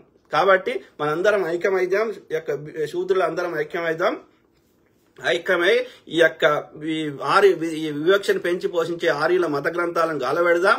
వాళ్ళని ఈ యొక్క ఈ మూలవాసుల భారతదేశం నుంచి పారదోలుదాం. ఎక్కడ నుంచి వచ్చిరో ఆ పర్షియా దాకా తరిమి కొడదాం ఈ బాడుకోవాలని. అర్థమైందా? హిందూయిజం, మూలవాసులు మొక్కునే హిందూయిజం వేరు. అందులో యోగా, పరమత సహనము, సౌభ్రాతృత్వము, ధ్యానము, ఇవి యొక్క శ్రమణ పరంపర. రీసెర్చ్ చేయండి. వాట్ ఈజ్ శ్రమణ పరంపర, గురు పరంపర రీసెర్చ్ చేయండి. బుద్ధిజము, జైనిజం పేర్లు వేరు పెట్టుకున్నప్పటికీ ఇవన్నీ ఈ అజీవకాలు, ఇవన్నీ ఈ యొక్క మూలవాసులు మొక్కునే హిందూయిజం. ఈ యొక్క ఈ బ్రాహ్మణిజంలో ఎక్కడ చూడు ఇవాళ సోకాల్డ్ హిందూ మత గ్రంథాలు అని చెప్తున్న ఏ గ్రంథంలోనే హిందూ శబ్దం చూపెట్టండి. సింపుల్. ఓకే, పర్షియా వాడు భారతదేశంకి పెట్టిన పేరు హిందుస్థాన్. మీరు ఏ ఇస్లాం దేశం కనవ్వండి, ఇప్పటికీ హిందుస్థాన్ అనే పిలుస్తారు భారతదేశాన్ని. ఎందుకంటే వాళ్ళకి తెలిసింది ఆ సింధు నది, ఆ హిందూ నదికి ఆవల ఉన్న వాళ్ళు అక్కడి నుంచి మన భారతదేశానికి రావాలంటే హిందూ నదిని దాటుకునే రావాలి. ఆ హిందూ నదికి ఆవల ఉన్న ప్రాంతమే హిందుస్థాన్. మనం సింధు అంటాం, వీడు సంస్కృతంలో వీడు సింధు అంటాడు, వాళ్ళు అన్ని హెచ్చుతాడు వాళ్ళుతారు, హిందూ అంటారు. సింపుల్, అర్థమైందా? ఆ తర్వాత ఈ యొక్క బ్రిటిష్ వాడికి యూరప్ వాడికి అనరాక వాడు ఇండస్ వ్యాలీ అని ఈ యొక్క ఇండస్ రివర్ అని ఆ ఇండస్ రివర్కి ఆవల ఉన్న ప్రాంతాన్ని వాడు ఇండియా అని పెట్టాడు. సింపుల్. కాబట్టి హిందుస్థాన్లో ఉన్న అన్ని ఆచార వ్యవహారాలు గ్రామ దేవతలు అన్నింటినీ కలిపి హిందూయిజం అంటారు. ఈ ఆర్యులకు సంబంధించిన యజ్ఞాలు యాగాలు అదంతా మనకు సంబంధం లేదు. ఈ రామాయణం మహాభారతం బ్రహ్మ విష్ణు మనకు సంబంధం లేదు. సింపుల్. చదువుదాం, మీ కామెంట్స్ చదువుదాం. ఏమంటున్నారు Charan Raj? Your analysis perfect అన్న. Thank you to all my brothers sisters friends everyone. Okay, మనము కామ్గా ఉంటున్నామంటే వాని ఇంకా ఇట్లా చంపురా అందరిని అని చెప్తున్నట్టు అవుతుంది. అర్థమైందా? మనం ఒక ఐకమత్యంగా ఏర్పడాలి, ఒక కమిటీ లాగా ఏర్పడాలి. నా సలహా ఏంటంటే ఎవరైతే ఇంతో అంతో పేరున్నోళ్ళు కొంచెం ఇప్పుడు అంతెందుకు ఒక బ్రదర్ చెప్తున్నాడు, ఆయన కదిరే కృష్ణ ఉన్నాడు కదా, మనకు మంచి పబ్లిక్ లో వచ్చి మాట్లాడతాడు కదా, ఇందులో ఉన్న ఆయన సంస్కృతం నేర్చుకున్నాడు కదిరే కృష్ణ బ్రదర్. నేర్చుకొని వీళ్ళ యొక్క చెత్తని మొత్తం అలా, ఎందుకంటే వీడు ఎవరికి అర్థం కాకుండా చెప్తాడు ఈ బాపనోడు. ఎందుకు చెప్పాలరా? వాళ్ళు ఏదో యూరప్ మిడిల్ ఈస్ట్ కంట్రీలో పుట్టినటువంటి ఇస్లాము క్రిస్టియానికి సంబంధించిన బైబిల్ కానీ ఖురాన్లు కానీ వాళ్ళు తెలుగులో అందరికి అర్థం కావాలని కన్వర్ట్ చేసి చెప్తుంటే నువ్వేమో ఎవరికి అర్థం కాని సంస్కృతంలో ఎందుకు చెప్తావు? ఎందుకంటే నువ్వు అది కన్వర్ట్ చేసి చెప్పినావు అనుకో, ఎవ్వడు కూడా అలా ఏముంటది, బ్రాహ్మణుడికి కాలు మొక్కాలి, బ్రాహ్మణ్ దగ్గర 3 రాత్రులు వండబెట్టాలి, గిట్లాంటివి ఉంటాయి. అంతా బ్రాహ్మణుడు పైన ఉంటాడు, బ్రాహ్మణుడు ఎన్ని తప్పులు చేసినా శిక్షలు ఉంటాయి. గిట్లాంటి చెత్తనే ఉంటుంది. అలా మొత్తం అన్ని ఉన్న సంపద అంతా బ్రాహ్మణ్కి ఇవ్వాలి, బ్రాహ్మణ్ని ఎదురు ప్రశ్న వేయద్దు, బ్రాహ్మణ స్త్రీని ఎవడన్నా ఎట్లా చేస్తే ఇన్ని పాపాలు ఇన్ని శిక్షలు పడతాయి, అదే శూద్ర స్త్రీని ఎన్ని చేసినా ఏం తప్పు కాదు. ఇట్లాంటి చెత్తనే ఉంటుంది. అలా వాడికి ఎవరిని అర్థం కావద్దని సంస్కృతంలో చెప్తాడు. దీన్ని తెలుగులో కన్వర్ట్ చేస్తే ఒక్కడు కూడా వాడి బ్రాహ్మణ్ దగ్గరికి పోడు. అర్థమైందా? కాబట్టి వాడు చెప్పాడు. సింపుల్. ఓకే, గలీజ్ నా కొడుకు. మనకి ఈ సమన్యాయం కావాలంటే, హిందూయిజం బతకాలంటే ఫస్ట్ బీసీ ఎస్సీ ఎస్టీలను పూజారులను చేయాలి. ఓకే, ఇప్పుడున్న చెత్త వివక్షను పెంచి పోషించే గ్రంథాలన్నీ కలబెట్టాలి. ఏ ముస్లిం చెందిన ఇమాం కాగలుగుతాడు, ఏ క్రిస్టియన్ చెందిన పాస్టర్ కాగలుగుతాడు, కానీ ఏ హిందూయిజం అని వాళ్ళ సనాతన అధర్మం, అది హిందూయిజం కాదు, సనాతన అధర్మంలో మాత్రం ఒక బ్రాహ్మణులే పైన ఉంటారు, మిగతా వాళ్ళందరూ కింద వాడికి సేవ చేసుకుంటా కూర్చోవాలి. అదే వాళ్ళ నీతి. ఆ రోజులలో గ్రంథాలు చెప్పడం వేరు. ఈ రోజులలో అస్సాం ముఖ్యమంత్రి అయినటువంటి హేమంత్ బిశ్వ శర్మ అదే చెప్తున్నాడు. ఓకే, బీసీలు మేము బీసీల కోసమే పుట్టినాం అంటాడు. వాడు బీసీ కాదు, మోడీ అనేటోడు ఒక ఏమంటారు వ్యాపారి బనియా. ఓకే, నూనె అమ్ముకునేటోళ్ళు, నూనె తయారు చేసి అమ్ముకునే ఒక వ్యాపార కుటుంబం. ఓకే, దాన్ని బీసీ అని పెట్టుకున్నాడు. ఓకే, అర్థమైందా? దాంతో పాటు ఏది ఈ ఆధిపత్యం నడుస్తున్నది.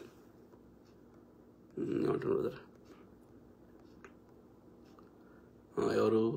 సాయి లోకల్. కరెక్ట్ బ్రదర్, మంచిగా తిట్టినావు. సాయి లోకల్ కరెక్ట్ తిట్టినావు. అమిత్ షాని బగ్గా తిట్టి, ఇంకా తిట్టు, అట్లనే తిట్టు. ఓకే, నిజంగా బతకాలే బ్రదర్. ఎవరు? కిషోర్ బాబు ఎర్లపాటి. ప్రవీణ్ పెట్టుకున్న జావా హెల్మెట్ సైడ్ లోగో ఉంది, right side, but wine shop లో వీడియోకి ఆ సైడ్ లోగో లేదు, జస్ట్ ఫ్రంట్ అండ్ బ్యాక్ ఉంది. Correct brother. ఇది నాకు ఇప్పుడు నేను షేర్ చేసి నేను చెప్పింది స్టార్టింగ్ లో, అది నాకు ఏమంటారు ఇప్పుడు వీళ్ళు ఏం చేస్తారు, ఇప్పుడు ఎవడన్నా నేరం చేసినాడు ఏం చేస్తాడు, వాళ్ళ దగ్గర కన్నా చెప్పుకుంటాడు. అట్లా ఇంటర్నల్ గా బయటపడ్డ ముచ్చట. ఓకే, ఇప్పుడు నువ్వు మనం చేసినాం అనుకో, ఏదైనా దొంగతనం ఏదైనా చేసినాం అనుకో, 4 పైసలు వాని ఇంట్లో వచ్చి దోసుకున్నాం అనుకో, ఒక్కరికైనా చెప్తాం కదా మనం. రైట్, ఎవరికో ఒకరిని చెప్పుకుంటే కదా ఉబ్బ ఆగదు కదా. రైట్, అది. సో అట్లా కత్తి మహేష్ని అదే పరిస్థితి. పెద్ద వెహికల్ వచ్చి ఆయన ముందట వచ్చి నిలబడుతుందంట. పక్వానికి ఒక్క దెబ్బ తగులుదంటే ఈయనకి ఒక్కనికే తగులుతుందంట. తగిలినా ఆయన బతికిండు, హాస్పిటల్ పడ్డాడు, అపోలో హాస్పిటల్ పడ్డాడు, కానీ ఆయన సావలే. కొంచెం మంచి కరెక్ట్ ట్రీట్మెంట్ ఇస్తే బతికేటోడు. కావాలని ట్రీట్మెంట్ ఇవ్వద్దని చెప్పారు. అంటే ఏం చెప్తున్నా, ఆ నార్త్ ఇండియాలో ఉన్న వాళ్ళ చెత్తనా కొడుకులు బీజేపీ చెందిన వాళ్ళు వాళ్ళ ఐడియాలజీని ఇక్కడ రుద్దడానికి వాళ్ళని ఇక్కడ ఇంప్లిమెంట్ చేసే విధంగా చేస్తున్న వాళ్ళు ఎవరు అంటే గోదావరి జిల్లాలకు చెందిన బాపన్న కొడుకులు, అట్లనే గోదావరి జిల్లాలనే గెలిచినటువంటి జన సైనికులు,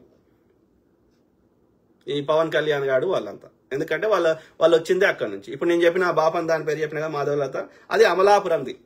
ఓకే, పాలకొల్లో ఇది చెప్పింది. అది యవ్వంతో పడతాం అంతటి తిరుగుతుంది. అది వాస్తవవాది. ఇందులో చాలా కుట్ర కోణాలు ఉన్నాయి. Correct brother, correct. కాబట్టి మనము ఏమంటారు, మొండి పట్టు పట్టాలే. వాళ్ళు కేసుని అయితే మొండి పట్టు పడితే ఏం చేస్తారో సిబిఐ కేసు వేసేస్తారు, సుప్రీంకోర్టులో కానీ సిబిఐ కేసు వేస్తారు, ఇక విచారణకు రాదు. మోస్ట్లీ అదే అవుతుంది. లేదు అంటే యాక్సిడెంట్ లెక్క అది రాసే ప్రయత్నం చేస్తారు. రాస్తే మనం ఇంత ఎడ్యుకేట్ చేస్తున్నాం కాబట్టి ప్రజలు కొట్లాడతారు కాబట్టి తప్పకుండా అది ఏమవుతుంది, సిబిఐకి విచారణకు పోతుంది. కేసీఆర్ అదే అయింది కదా. అది నిజంగా అది హైకోర్టులో తీర్పు వచ్చి ఉంటే, లేకపోతే సిబిఐ సిఐడి మొత్తం అది అయిందంటే వానికి బీజేపీ వాని పేరు సంతోష్ వాని పేరు ఉంది, బిఎల్ సంతోష్, వానికి శిక్ష పడేది. మొత్తం ఆధారాలు ఉన్నాయి. సుప్రీంకోర్టుకి మార్చేశారు కేసుని. ఇక రాదు విచారణకి, ఇక రాదు. ఇస్తున్నది అర్థమైందా? అంటే న్యాయాన్ని లేట్ చేస్తున్నామంటే న్యాయాన్ని చంపుతున్నాం అని అర్థం. ఎన్కౌంటర్ చేస్తున్నామంటే ఆడ ఎన్కౌంటర్ చేసారు దిశాల గిశాల వాళ్ళే అని ఎక్కడుంది ప్రూఫ్? అక్కడ అది డ్రగ్స్ కేసులో ఆ పిల్లగాన్ని తీసుకొని ఎన్కౌంటర్ చేసి ఆ రైలు ట్రాక్ మీద పడేసారు రాజు అనే పిల్లగాన్ని. ఎందుకు చేసిర్రు? ఆ డ్రగ్స్ తెచ్చింది ఒకటో తెలిసింది అనుకో, కేటీఆర్ గీటీఆర్ అందరు విక్తారు, అమిత్ షా. కాబట్టి ఆ వాస్తవాలు రావద్దంటే ఏం చేస్తారు, ఆడ ఆ పిల్లగాన్ని ఎన్కౌంటర్ చేస్తారు, ఆ పేరు మీద నిజాన్ని ఎన్కౌంటర్ చేస్తారు వాళ్ళు. సింపుల్. భూమేష్ ఆర్మీ లవర్ ఏమంటున్నారు? లేదు బ్రదర్, ఎవరు స్క్రిప్ట్ చేయాల్సిన అవసరం నాకు లేనే లేదు. నేను ఫస్ట్ హ్యాండ్ గా ఎక్స్పీరియన్స్ అయినా. నీకు కావాలంటే ఇప్పుడు ఓనోని పేర్లు చెప్తున్నా, వాళ్ళ నంబర్లతో సహా మీకు షేర్ చేయమంటే షేర్ చేస్తా. మాధవ్ లత అనేది షేర్ చేస్తా. ఆడు రామ్ మాధవ్ దోస్తు, అమిత్ షాకి రైట్ హ్యాండ్ రామ్ మాధవ్. ఈడోడో వరంగల్ ఉంటాడు, RSS సంబంధించినోడు, వాన్ నంబర్ షేర్ చేయమంటే షేర్ చేస్తా. నా ఇంటి ముందటికి వచ్చి నేను పోలీసానికి ఇమీడియట్ కాల్ చేసిన, ఆ పోలీస్ వివరాలు కూడా ఉంటాయి పోలీస్ స్టేషన్ లో. ఆ రికార్డు కూడా చేయమంటే చేస్తా. ఇమీడియట్ గా అపార్ట్మెంట్ మొత్తం కెమెరాలు పెట్టించిన. మరి ఉండొచ్చు కదా, వాడు నిజంగా నాతో పని ఉంటే ఉండొచ్చు కదా, పెద్ద బ్యాక్ ప్యాక్ వేసుకుని వచ్చి డోర్ కొడితే ఉండొచ్చు కదా, నేను డోర్ తీసేదాకా. పోలీసు వాడు వచ్చినా ఉండొచ్చు కదా. ఇప్పుడు నువ్వు జెన్యూన్ అనుకో, ఇప్పుడు ఎవడన్నా మేలు ఇచ్చేటప్పుడు అనుకో ఉండొచ్చు కదా. ఎందుకు పారిపోతావు? ఎప్పుడు చూడనప్పుడు నాకు ఆరద్దాలు పలుగొట్టి ఎందుకు పోతావు? Common sense. అంటే ఇప్పుడు ఆ నిఖిల్ గుప్తా అనేటోడు అమెరికాకి ఎక్స్పైడేట్ చేసింది, అది అమెరికా ప్రభుత్వం విచారణ నడుస్తుంది, అది అబద్ధమా? Canada prime minister Justin Trudeau చెప్పింది అబద్ధమా? హిరేన్ పాండ్యాన్ని చంపింది అబద్ధమా? గోత్రాల కరసేవకులను చంపిన వాళ్ళు ఎవరు? ఆ కరసేవకుల పేరు మీద 142 మంది కరసేవకులను చంపింది ఎవరు? దాని పేరు చూపెట్టి 3,000, 5,000, 3,000 మందిని ముస్లిం సోదరులను చంపిందో, సోదరిమణులని గర్భవతి అని చూడకుండా చంపేశారు. చంపి పొట్ట కోసి ఆ పొట్టలో ఉన్న బిడ్డను తీసి బిడ్డను కూడా పొడిచిండాడు ఈ RSS సంబంధించిన. ఆయన అయితే ఆమె మొన్ననే చచ్చిపోయింది. ఆమె ఎవరు ఆయన ఒక ముస్లిం ఆయన ఉండే కాంగ్రెస్ ఎంపీ. ఆయన ఒక 200 మందిని కాపాడే ప్రయత్నం చేస్తే ఎంత ఘోరంగా చంపేశారు. ఆ కేసు ఎన్నిసార్లు కేసులు వేసినా విచారణకు రాలే. ఇది అబద్ధమా? ఆయన సంజీవ్ భట్ IPS అధికారి కూతురు అమెరికాలో ఉండి కొట్లాడుతుంది, అది అబద్ధమా? ఎవరికి చెప్తున్నారు? మణిపూర్లో జరిగే 2 వర్గాల మధ్య కొట్లాట పెట్టింది అబద్ధమా? రోడ్డు మీద బట్టలు లేకుండా నడిపించింది అబద్ధమా? ఏదో అబద్ధం. మీరు అబద్ధాన్ని బతుకుతున్నారు, నిజాన్ని అంగీకరించలేకపోతున్నారు. వాడు ఆ వాట్సాప్ యూనివర్సిటీలో చెత్త నింపేది నమ్ముతున్నారు. మీ బ్రెయిన్ లో పెండ ఉంది. చెప్పండి రా, ఇప్పుడు నేను చెప్పింది అబద్ధం అయితే ఆ ల్యాబ్ పంపిద్దాం. రావు పెండను వచ్చని దేవత కదా, దేవత పాలు వారవసుకుంటలేదు, ఆవు గోమాత రక్తం వారవసుకుంటలేదు, కానీ ఉచ్చ పెండ వారవసుకుంటుందే.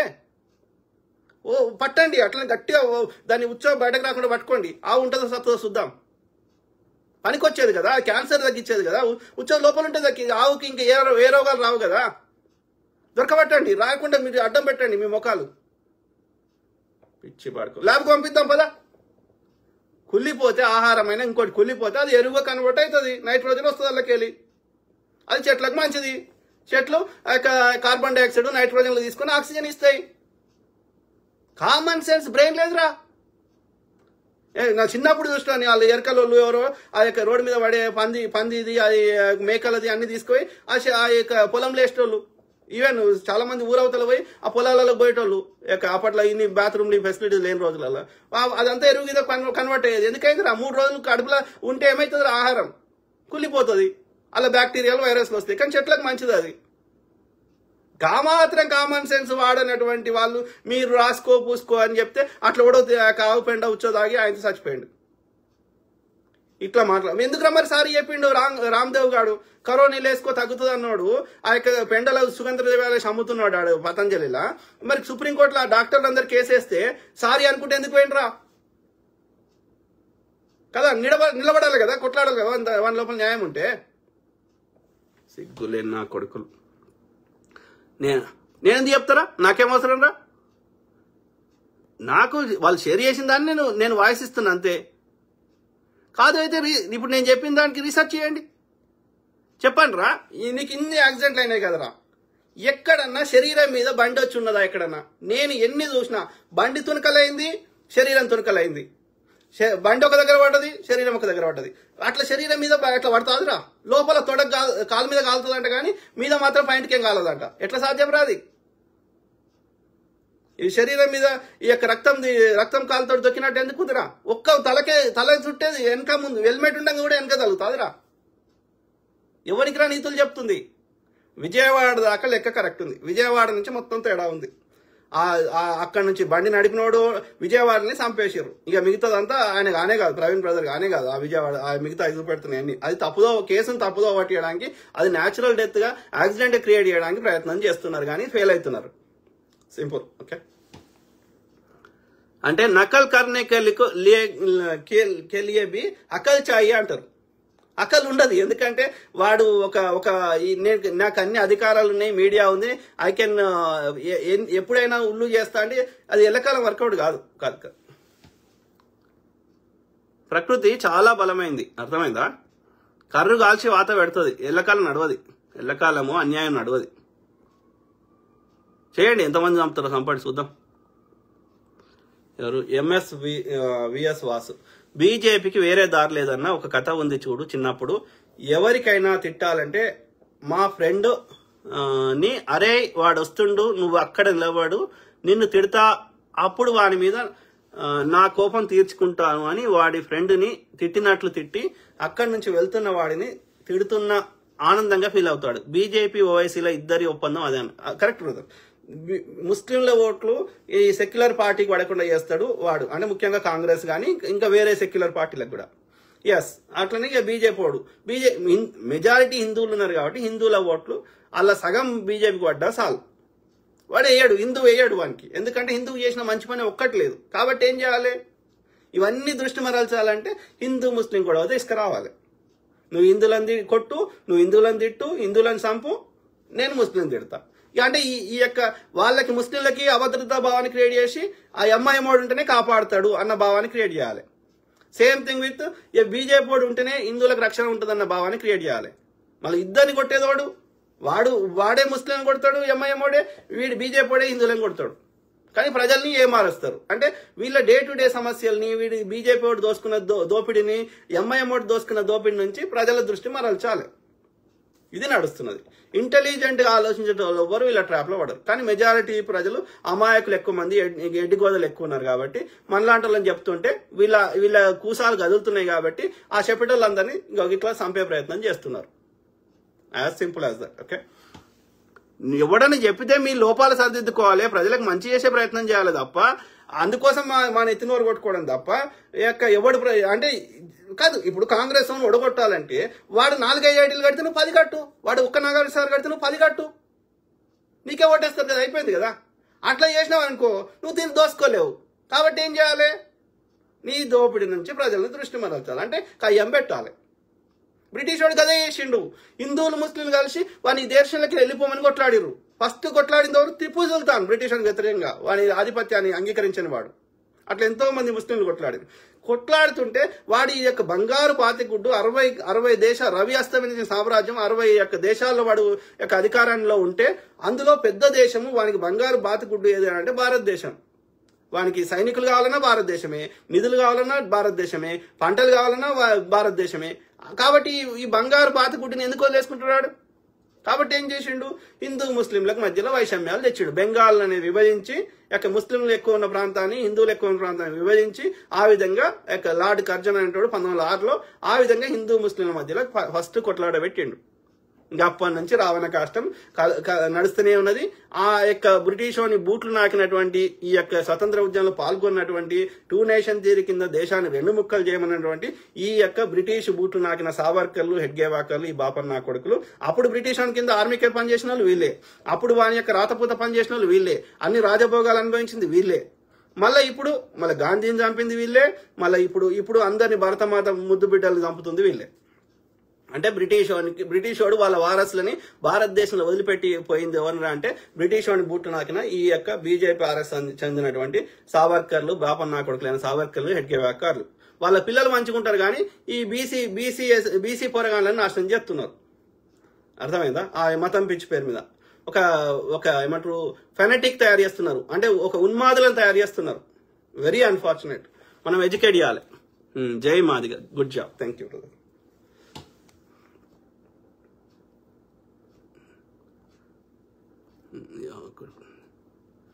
జై మాదిగ. మీరు అక్కడ ఉండి మాట్లాడడం కాదు, ఇక్కడ వచ్చి మాట్లాడితే మరో కొంతమందికి తప్పకుండా బ్రదర్. నాకు ఒక 2 కొడుకులు ఉన్నారు. నేను ఈ బీజేపీ వాడు చెప్పక ముందు నేను ఎప్పుడు వచ్చినా 2001లో వచ్చిన. అర్థమైందా? నేను గత 24 ఏళ్ళు అయింది నేను అమెరికాకు వచ్చి.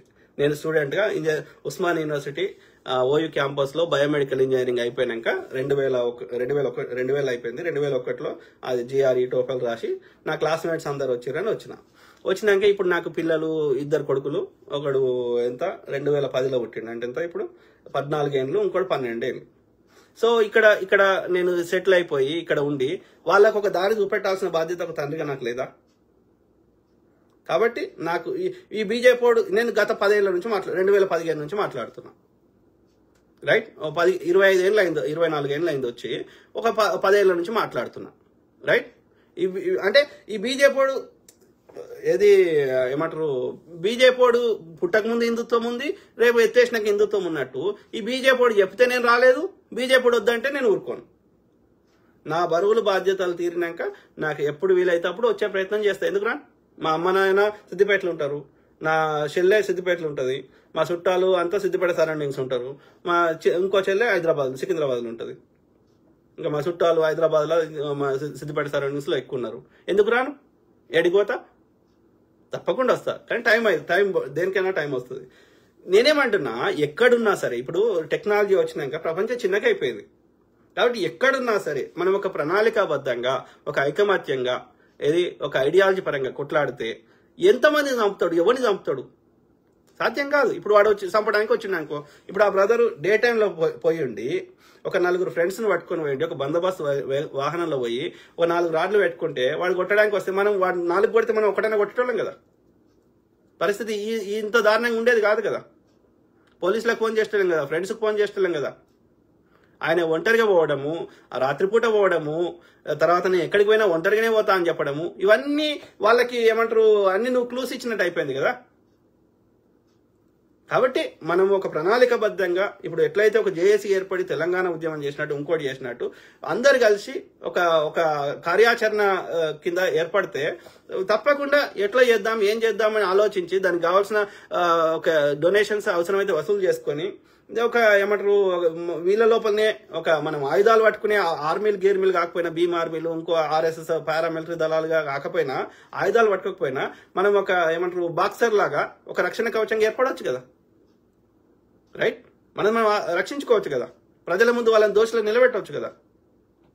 వాడు ధైర్యవంతుడు అంటే పబ్లిక్లో వచ్చి కొడతాడు కదా, సాటంగా ఎందుకు కొడతాడు అంటే వాడు పిరికి సన్నాసి. వాడు ధైర్యవంతుడు పబ్లిక్లో వచ్చి కొడతాడు, ఏమవుతుంది అయిందని. కాబట్టి వాడి పిరికోడు, వాడు నిజాన్ని తట్టుకునే దమ్ము లేదు, నిజంగా పబ్లిక్లో వచ్చి కొట్టే దమ్ము లేదు. ఆ పిరికి సన్నాసులకి మనం భయపడతామా? నో. మనము ఐకమత్యంగా ఉండి ఒక కార్యాచరణతో ఉంటే ఎవ్వడు మన తెరువురాడు, మన జాగ్రత్తలు మనం తీసుకుని ఉంటే ఏం చేయలేడాడు. అర్థమైందా? తమిళనాడులో ఏం చేస్తున్నాడు? వాళ్ళ మీద హిందీ భాష రుద్దే ప్రయత్నం చేస్తుండు, తోలు తీస్తున్నారు. ఎందుకంటే వాళ్ళు ఐకమత్యంగా ఉన్నారు. కాబట్టి మనం ఐకమత్యంగా ఉంటే మనం అందరం శూద్రులం. ఏం చేయలేడాడు, గడ్డి పోస కూడా వీకలేడు.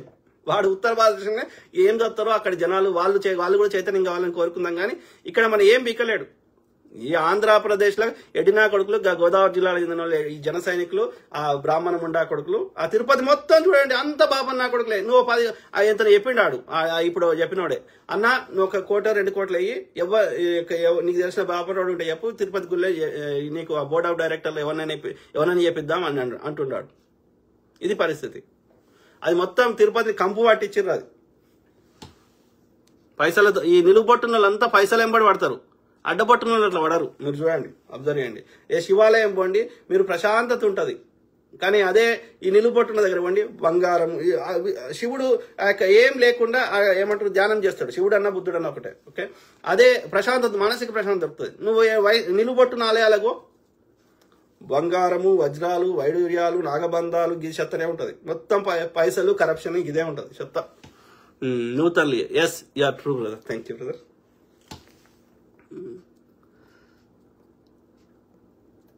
ఏమంటున్నా తిడుతున్నాడు వాడు. తులసి రామకృష్ణారావు లంకిపల్లి. ఎందుకురా అబద్ధం ఆడతావు? తులసి రామకృష్ణ బ్రదర్ కలుపు. నీ వర్షన్ చెప్పు, నా వర్షన్ చెప్తా. లేదు అంటే నేను అడిగిన ప్రశ్నలకు సమాధానం చెప్పు. సింపుల్. ఇప్పుడు నేను యాక్సిడెంట్ అయితే ఆయనకి ఒక ముఖం తప్ప వేరే దగ్గర ఎందుకు గాయాలు కావు? ఒక షర్ట్కి ఎక్కడ ఎందుకు కావు? అట్లా యాక్సిడెంట్ అయితే ఆయన మీద వచ్చి బండి ఎట్లా పండుకుంటుందా? చెప్పు. తులసి రామకృష్ణారావు లంకిపల్లి, మీరు చేసిన పాపాలను కప్పిపుచ్చుకోవడానికి యాక్సిడెంట్ చేస్తా అంటే ఎల్లకాలం నడవది. ఒక కత్తి మహేష్ గారి విషయంలోనో, ఒక గద్దరన్న విషయంలోనో తప్పించుకున్నారేమో. గౌరీ లంకేష్ గారి విషయంలో తప్పించుకోలే కదా, దొరికిపోయినారు కదా. రైట్, అవునే కదా? సో ఎల్లకాలం నడవదు అట్లా అన్యాయం. ఎట్లకాలము ఎవరు చిన్నపిల్లలు పాలు తాగి సంటిపొరగాండ్లు అమ్మ పాలిస్తే పాలు తాగి వండుకుంటే ఎవరు లేరు. మీకు ఎంత తెలివి ఉందో మీకంటే ఎక్కువ మాకు కూడా తెలివి ఉంది కదా. మీ లెక్క మేము చేయకపోవచ్చు, కానీ మీరు చేస్తున్న తప్పు అని గ్రహించలేని స్థితిలో మేము లేము. ఇడ ఎవడు ఇట్లా ఏలేసుకొని కూర్చోలేడ. అర్థమైందారా నాయన? తులసి రామకృష్ణ లంకిపల్లి అంటున్నావు. నీ నాకు చెప్పుకోకు, నీ అంతరాత్మకు చెప్పుకో. నువ్వు చేస్తున్న తప్ప రైటా? పక్కోని మోసం చేయగలుగుతావు, కానీ మన అంతరాత్మను నువ్వు మోసం చేసుకోలేం కదా. ఆలోచించు బ్రదర్. ఇది నువ్వు చెప్పే, అందుకే అంటున్నా, మీరు హిందువులు కాదు. మీరు యొక్క ఆర్య బ్రాహ్మణుల ఉచ్చదాగే అంధభక్తులు. మీరు సనాతన ధర్మాన్ని, వివక్షను పెంచి పోషించే గాడిద కొడుకులు. దినకర్ భక్తులు ఏమంటున్నారు? క్రైమ్ సీన్ లో బైక్ బాడీపై పడుకోబెట్టడమే కాదు, పక్కన స్పెక్స్, మాస్క్ చాలా జాగ్రత్తగా పక్కన పెట్టి ఉంచారు. కరెక్ట్. మాస్క్ నలగొద్దు అని, గ్లాసెస్ ని విరగొద్దు అని ప్రవీణ్ గారు వాటిని పక్కన పెట్టి మరలా బైక్ మీదన పెట్టుకొని పండుకుండిపోయారు. అలా చనిపోయారట. ఇది చెప్తారు బ్రదర్. మన చెవులలో తామర పూలు పెడుతూనే ఉన్నారు. ఇక కొందరు అమాయక యువకులు, వాళ్ళకు ఒక బద్దకస్తులైన యువకులు పెట్టించుకుంటారు తామర పూలు, కానీ మాలాంటలను పెట్టించుకోం. వాడు గెలుస్తలేడు. నేను హానెస్ట్ గా చెప్తున్నా. ఇన్ని కుట్రలు చేసినా, ఆ యొక్క సిబిఐ, ఈడీ, ఐటీ చెప్పి అందరినీ వాళ్ళకి తీసుకున్నా, ఎన్ని చేసినా వాళ్ళు గెలుస్తలేరు. హానెస్ట్ గా చెప్తున్నా. వాళ్ళ చెత్త నిండితే కొంతమంది యువకులు, ఒక రైతు ఎందుకు ఓటేస్తాడు బీజేపీకి? రైతు తన పంట గురించి ఆలోచిస్తాడు, కానీ ఆడవడో మతం గురించి ఆయనకి ఎందుకు ఆలోచన ఉంటుంది? No way. వాళ్ళ మతం వచ్చిలో ఒక 5-10% యువకులు, బీసీకి చెందిన యువకులు తప్ప ఎవ్వడు పడతలేడు. వాడి భారతదేశం మొత్తం వానికి ఉన్న ఓటింగ్ పర్సెంటేజ్ మాక్సిమం 20%. ఏది ఆ ఉత్తర భారతదేశంలో. దక్షిణ భారతదేశంలో అది కూడా లేదు. 5% కూడా ఎక్కడ దాటది. 1-2% నుంచి మాక్సిమం 5%. మిగతా ఎట్లా వస్తుంది, ఎట్లా గెలుస్తుండు అంటే మోసం, ఈవీఎంలలో మోసం, ఆ యొక్క నంబర్స్లలో మోసం. ఎలక్షన్ కమిషన్ అధికారికి వాడు అక్కడ మోసం చేస్తున్నాడు. మొత్తం మోసమే. అర్థమైందా? గతంలో ఎలక్షన్ కమిషన్ అధికారిని నియమించాలంటే ప్రధానమంత్రి, ప్రతిపక్ష నేత, సుప్రీంకోర్టు జడ్జి, ఈ ముగ్గురు కలిసి నిర్ణయించేటోళ్ళు. మొన్న ఏం చేసిర్రు? ఆ సుప్రీంకోర్టు జడ్జిని తీసేసి అందులో ఈ యొక్క కేంద్ర మంత్రిని పెట్టిండు, అమిత్ షాని పెట్టారు. అంటే ఇప్పుడు సుప్రీంకోర్టు జడ్జి ఎవరిని, ఈవీఎం ఎన్నికల కమిషన్ అధికారిని ఎవరు నియమిస్తారు? మోడీ, అమిత్ షా, ప్రతిపక్ష నేత రాహుల్ గాంధీ. సుప్రీంకోర్టు జడ్జిని తీసేసారు. అంటే ఈ ముగ్గురు ఇట్లా ఇద్దరు ఎడిది కోటేస్తే వాళ్ళదే కదా. అంటే అమిత్ షా, మోడీ వేరేది కోటేస్తారా? అంటే ఆ ఎన్నికల కమిషన్ అధికారిని వీళ్ళకి నచ్చిన వాళ్ళని పెట్టుకుంటుండు. మొత్తం మోసమే. ఎన్నికలు ఫేర్ గా జరిగితే ఒక్క రాష్ట్రంలో బీజేపీకి గెలవదు. 20% కూడా ఓట్లు రావు. ఇట్లా మాట్లాడొద్దు. చేయండి. ఎంతమంది చంపుతారు సంపూర్ చూద్దాం. లేదు, ఊరుకోం. మీ బొంద పెట్టుడే, మీ తప్పిదాలను ప్రజల మధ్యలో ఎండగట్టుడే. ప్రజలందరం ఒక ఫ్రెంచ్ విప్లవంలో ఎట్లయితే వచ్చిందో, వాడిని ఫ్రెంచ్ రాజుగాన్ని ఎట్లయితే ఉరిదీసిరో పబ్లిక్ లా, ఆ రోజులు దగ్గర పడ్డాయి. అర్థమైందా? ప్రకృతి మాత ఊరుకోదు. సాయుధ పోరాటం ఎట్లయితే అయిందో అట్లాంటి పోరాటాలు అనునిత్యం జరుగుతాయి. మీ బీజేపీ ఆర్ఎస్ అంజనోళ్ళని పారదోలుడే జరుగుతుంది. చేద్దాం. ఎంతమంది చేస్తారో చేయరు చూద్దాం. కిషోర్జీ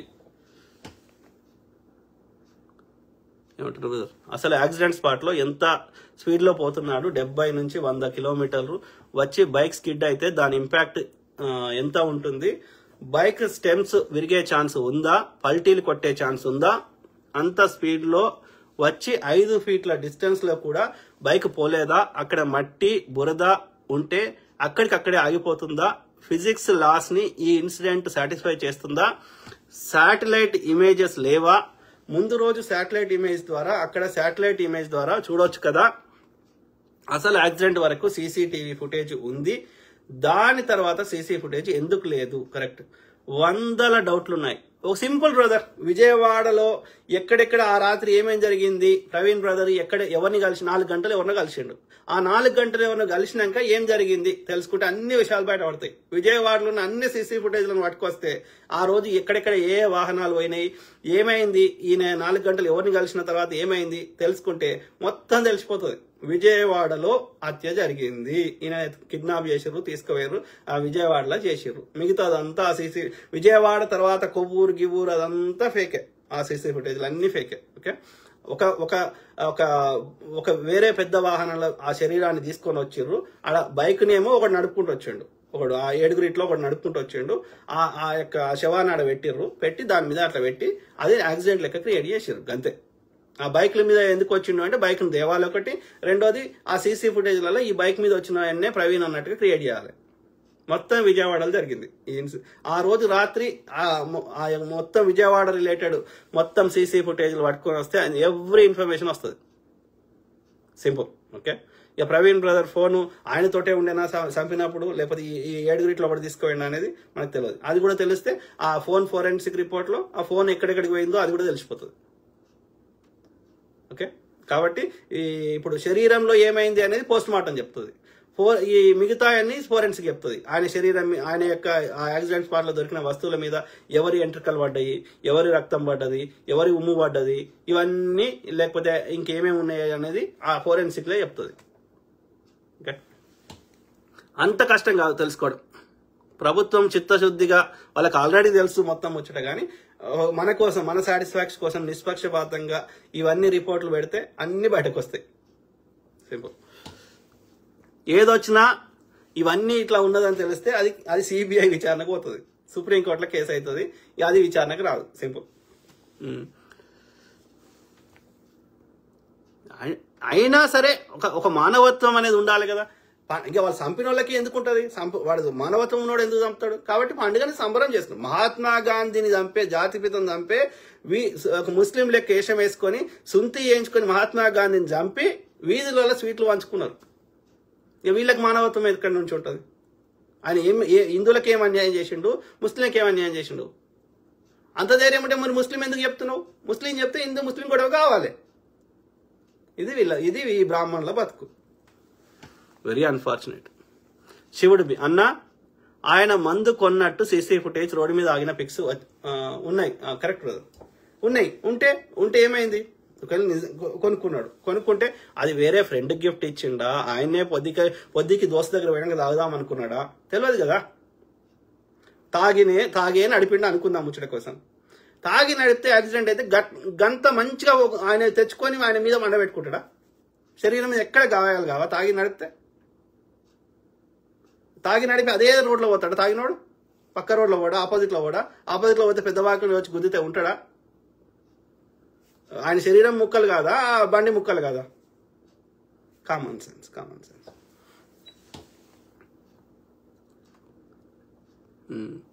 శివుడు బి ఈ రోజు 8 PM నుండి మీడియాలో ప్రవీణ్ గారు మందు కొన్నట్లు. కరెక్టే బ్రదర్, మందు కొన్నంత మాత్రాన ఏమైతుంది? ఎవరు కొంటలేరు మందు కొన్నంత మాత్రాన అది యాక్సిడెంట్ అయింది అనడానికి ఏం ఆధారం ఉంది? మందు కొంటే తప్ప నేరమా? నేను దోస్తు దగ్గర పోతున్నా, వానికి మందు అంటే ఇష్టం, వానికి నేను గిఫ్ట్ ఇస్తా కావచ్చు, లేకపోతే నేనే ఆడికి పోయినాక దోస్తుతో కలిసి తాగుదాం అనుకున్నా కావచ్చు, రిలాక్స్ అవుదామని. తప్పేముంది అందులో? అదే మనది ఏంది, నిజ నిర్ధారణ ఏంది? మందు గురించి కాదు కదా, మందు గురించి కాదు, అది యాక్సిడెంటా కాదా అనేది. మందు కొనడానికి యాక్సిడెంట్కి ఏం సంబంధం? యాక్సిడెంట్ అయితే గట్ల అవుతుందా, పండుకున్నట్టు అవుతుందా, ఎక్కడ శరీరం గాయాలు కావా? గది ఆలోచించు. వాళ్ళు ఎంతసేపు వాళ్ళ ప్రయత్నం అంత ఏంది ఇవన్నీ పెట్టే ఉద్దేశం, అది యాక్సిడెంట్ అని భ్రమను క్రియేట్ చేయాలి, కేసును క్లోజ్ చేయాలి, అది వాళ్ళ కుట్ర. చంద్రబాబు నాయుడు గారు క్లియర్గా చెప్పారండి, gave instruction to IG to close the case same day. కానీ ప్రజలు మొండిపట్టు పట్టి కొట్లాడుతారు కాబట్టి, శవాన్ని ఎట్లయినా తీసుకోవాలి కాబట్టి అది చేస్తాం చూస్తాం కొంత శాంతి పరిచే ప్రయత్నం చేస్తున్నారు. చంద్రబాబు నాయుడు ఏం చేయగలుగుతాడు? ఏం చేయలేడు. అమిత్ షాకి వ్యతిరేకంగా మాట్లాడితే ఆయన పని చేశారు కదా, తీసుకొని 40 రోజులు 60 రోజులు జైల్లో పెట్టారు కదా. అమిత్ షా పర్మిషన్ లేకుండా జరిగినాయి ఇవన్నీ. ఆయన బీజేపీకి తెప్పించుకోవడానికి చేసిన ప్రయత్నాలు అవన్నీ. సింపుల్. ఆయన ఏం చేయలేడు. ఆయన నిమిత్తం ఈ ప్రస్తుతానికి ఏం చేయలేడు. ఆయన చేస్తే మళ్ళీ తీసుకొచ్చి ఏం చేస్తారు, ఈయన జైల్లో పెడతారు, ఆ యొక్క మన జగన్ని మళ్ళీ అధికారంలో పెడతారు. చంద్రబాబు నాయుడు చెప్పినట్టు లేకపోతే మళ్ళీ జగన్ తీసుకొచ్చి కూర్చుంటే పెడతారు. వాడు జగన్ ఎట్లయినా వింటాడు, ఎందుకంటే ఆయన మీద 100 కేసులు ఉన్నాయి. లేదంటే ఆయన జగన్ కూడా పెడతారు. కాబట్టి జగన్ కూడా పెట్టేసి పవన్ కళ్యాణ్ సీఎం చేస్తారు. ఏముందల్లా ఈవీఎంలు మన చేలు ఉన్నాయి కదా. రాజేష్ రోహిత్ ఇంత చక్కగా కూర్చోబెట్టి హెచ్డి ఫోటోలు తీసి 6 రోజుల తర్వాత అందించిన వాడిని కూడా అదుపులో తీసుకుంటే వాస్తవాలు బయటకు వస్తాయి. ఎస్ బ్రదర్, ప్రాపర్ గా మనమే ఒక సామాన్యులమే మనకి ఇంత టెక్నాలజీ అన్నిటికీ యాక్సెస్ లేకపోయినా ఇంత విశ్లేషణ చెప్పగలుగుతున్నాం అంటే పోలీసులను కూడా నేను తప్పు పడతలేను. ఎందుకంటే వాళ్ళు నిమిత్త మాత్రులు. ఆ పోలీసు వాడు కరెక్ట్ చెప్పిండు అనుకో, వాడిని తీసేసి కొని పెడతారు. వాళ్ళని కూడా చంపుతారు, జడ్జిలనే చంపారు. Very unfortunate. మంచి లేదు దునియా. ఏమంటున్నారు కదా, చేద్దాం, కంప్లీట్ చేద్దాం.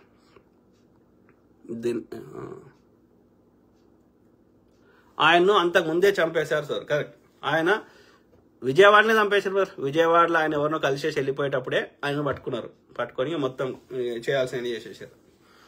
ఆయన లాగా వేరొకడు. Correct. S. Kumar Prasad. Yes brother. Joy John. ఆ మందు కొన్న సమయం 10 గంటలు, అంత దూరం 1 గంటలో రాగలడా? కరెక్ట్. విజయవాడలో చంపేశారు, ఇది నిజం. Correct brother. శివుడు. రత్నం కలగాత అంతా ఒక ప్లాన్ ప్రకారం చేసారు కొడుకులు. ఒక్కరిని లేకుండా చేస్తే ప్రవీణ్ అన్న లాంటి వాళ్ళు వేలల్లో పుట్టుకొస్తారు. కరెక్ట్. అదొక భయోత్పాతాన్ని క్రియేట్ చేయడం. అంటే ఎవ్వడు కూడా ఈ యొక్క రాముని గురించో ఈ యొక్క హిందుత్వంలో ఉన్న మూఢత్వాల గురించి ప్రశ్నించకూడదు. ఎందుకంటే నువ్వు ఏసయ్య ప్రభు గొప్పోడు అని చెప్పుకుంటే వాళ్ళకి సమస్య లేదు. కానీ నువ్వు రాముడు ఇట్లా, సీతను అట్లా అన్నాడు, ఇంకోటి అన్నాడు అంటేనే వాళ్ళకి సమస్య వస్తుంది.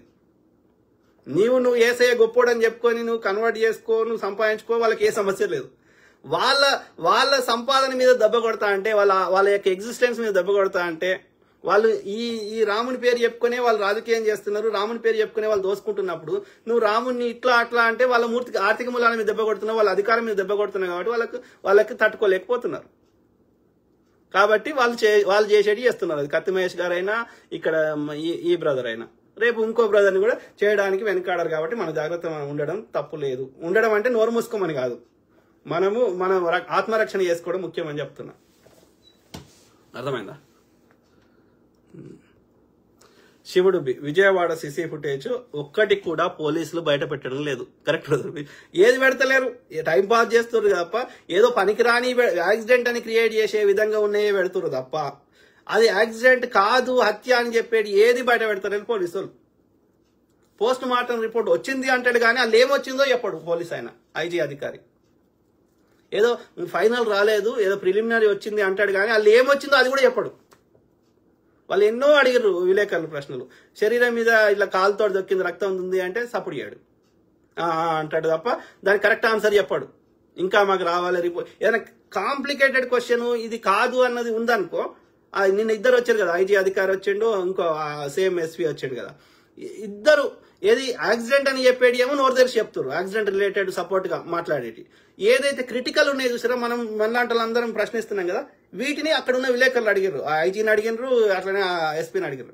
దానికి మాత్రం కరెక్ట్ సమాధానం చెప్తలేరు. ఇంకా మాకు పూర్తి వివరాలు రాలేదు, మేము ఇంకా ఇది చేస్తున్నాం, కానీ చంద్రబాబు నాయుడు గారు వచ్చి అప్డేట్ ఇవ్వమన్నారు కాబట్టి ఇస్తున్నాం, ఇంకా మాకు రావాలి ఇట్లా నానవేస్తున్నారు తప్ప దానికి మిగతా వాటికి ఆన్సర్ చెప్తున్నారు. ఆ సీసీ ఫుటేజ్ ఇదని చెప్తారు, ఈ సీసీ ఫుటేజ్ చెప్తారు, కానీ అసలు ముచ్చడి చెప్తలేరు. 4 గంటలు కలిసిండు, 4 గంటలు అక్కడ స్పెండ్ చేసిండు అని చెప్తున్నాడు ఐజీ అధికారి. మరి ఆ 4 గంటలు ఎవరితో కలిసిండు అంటే తెలియదు అంటాడు. మరి అక్కడ ఏమైంది ఆ 4 గంటల తర్వాత అంటే తెలియదు అంటాడు. ఇంకా మేము చేయాలి, ఇంకా మేము కనుక్కోవాలంటాడు. అంటే వాళ్ళకి ఇన్ని తెలిసినప్పుడు గవేం తెలియదు. They know everything but they are helpless. వాళ్ళకి అన్ని తెలిసినా వాళ్ళు అచేతనం. వాళ్ళ అమిత్ షా ఈ ముఖ్యమంత్రి, ప్రధానమంత్రి లేదంటే హోంశాఖ మంత్రి వాళ్ళ చేయిలో ఏమంటారు బందీలు అయిపోయారు. వాళ్ళు ఏం చెప్పినా వాళ్ళకి భిన్నంగా వాస్తవాలు చెప్పితే వాళ్ళ ఉద్యోగాలు పోతాయి. కాబట్టి ఏం చేయలేదు. అంటే ఈ చిన్న జిఆర్ గాడు ఇదంతా ఒక అమిత్ షా తోటి చెప్పి వేయించండి అనేది మనకు అర్థమవుతుంది. చిన్న జిఆర్ గాడు, రాధా మనోహర్ గాడు. జాయ్ ఈ మందు ఫోటోలు ఆ టీవీ వారికి ఎలా వచ్చాయి? పోలీసులు కదా బహిర్గతం చేయాలి అంటే పోలీసులే వాళ్ళకి ఇచ్చారు. సీసీ ఫుటేజ్ ఎవరి దగ్గర ఉంటాయి? లేదంటే మందు షాప్ దగ్గర ఉంటాయి కదా. ఎవ్రీ షాప్ వాళ్ళ దగ్గర ఉంటాయి కదా సీసీ ఫుటేజ్. విలేకరు పోయి అడిగిండు కావచ్చు, కానీ ఆ పర్టికులర్ దానిలో కొన్నాడు అని ఇంకెట్లా తెలుసు? అంటే ఆ టీడీపీలో ఉన్నాడు ఆ పోలీస్ అధికారి ఎవడో చెప్పింటాడు కదా, టీడీపీలో ఉన్న వాళ్ళు ఎవరో కావచ్చు. అంటే ఈ విలేకరునికి ఆడ పైన కూటమి ప్రభుత్వంలో కాంటాక్ట్లు ఉన్నాయని అర్థమవుతుంది. Srinathan common sense correct. ఎవరు ఏమంటున్నారు కదా, శ్రీనివాసరావు కంచుమర్తి ఏమంటున్నారు కదా, టోల్ గేట్ దగ్గర బైక్ డ్రైవ్ చేసినోడు, బార్ షాప్ దగ్గర వైన్ కొన్నోడు, ఈ 2 పిక్స్ లో ఉన్నోడు కానే కాదు. చదువుదాం మొత్తం. టోల్ గేట్ దగ్గర బైక్ డ్రైవ్ చేసినోడు, బార్ షాప్ దగ్గర వైన్ కొన్నోడు, ఈ 2 పిక్స్ లో ఉన్నోడు ఒకడే కానీ ఇతను పాస్టర్ ప్రవీణ్ పగడాల మాత్రం కాదు. అంతే అంటారు కదా, కావచ్చు. Maybe you're right. కేసును తప్పుదో పట్టించడానికి పెద్ద డ్రామా అనే ప్లాన్ ప్రకారం ప్లే చేశారు.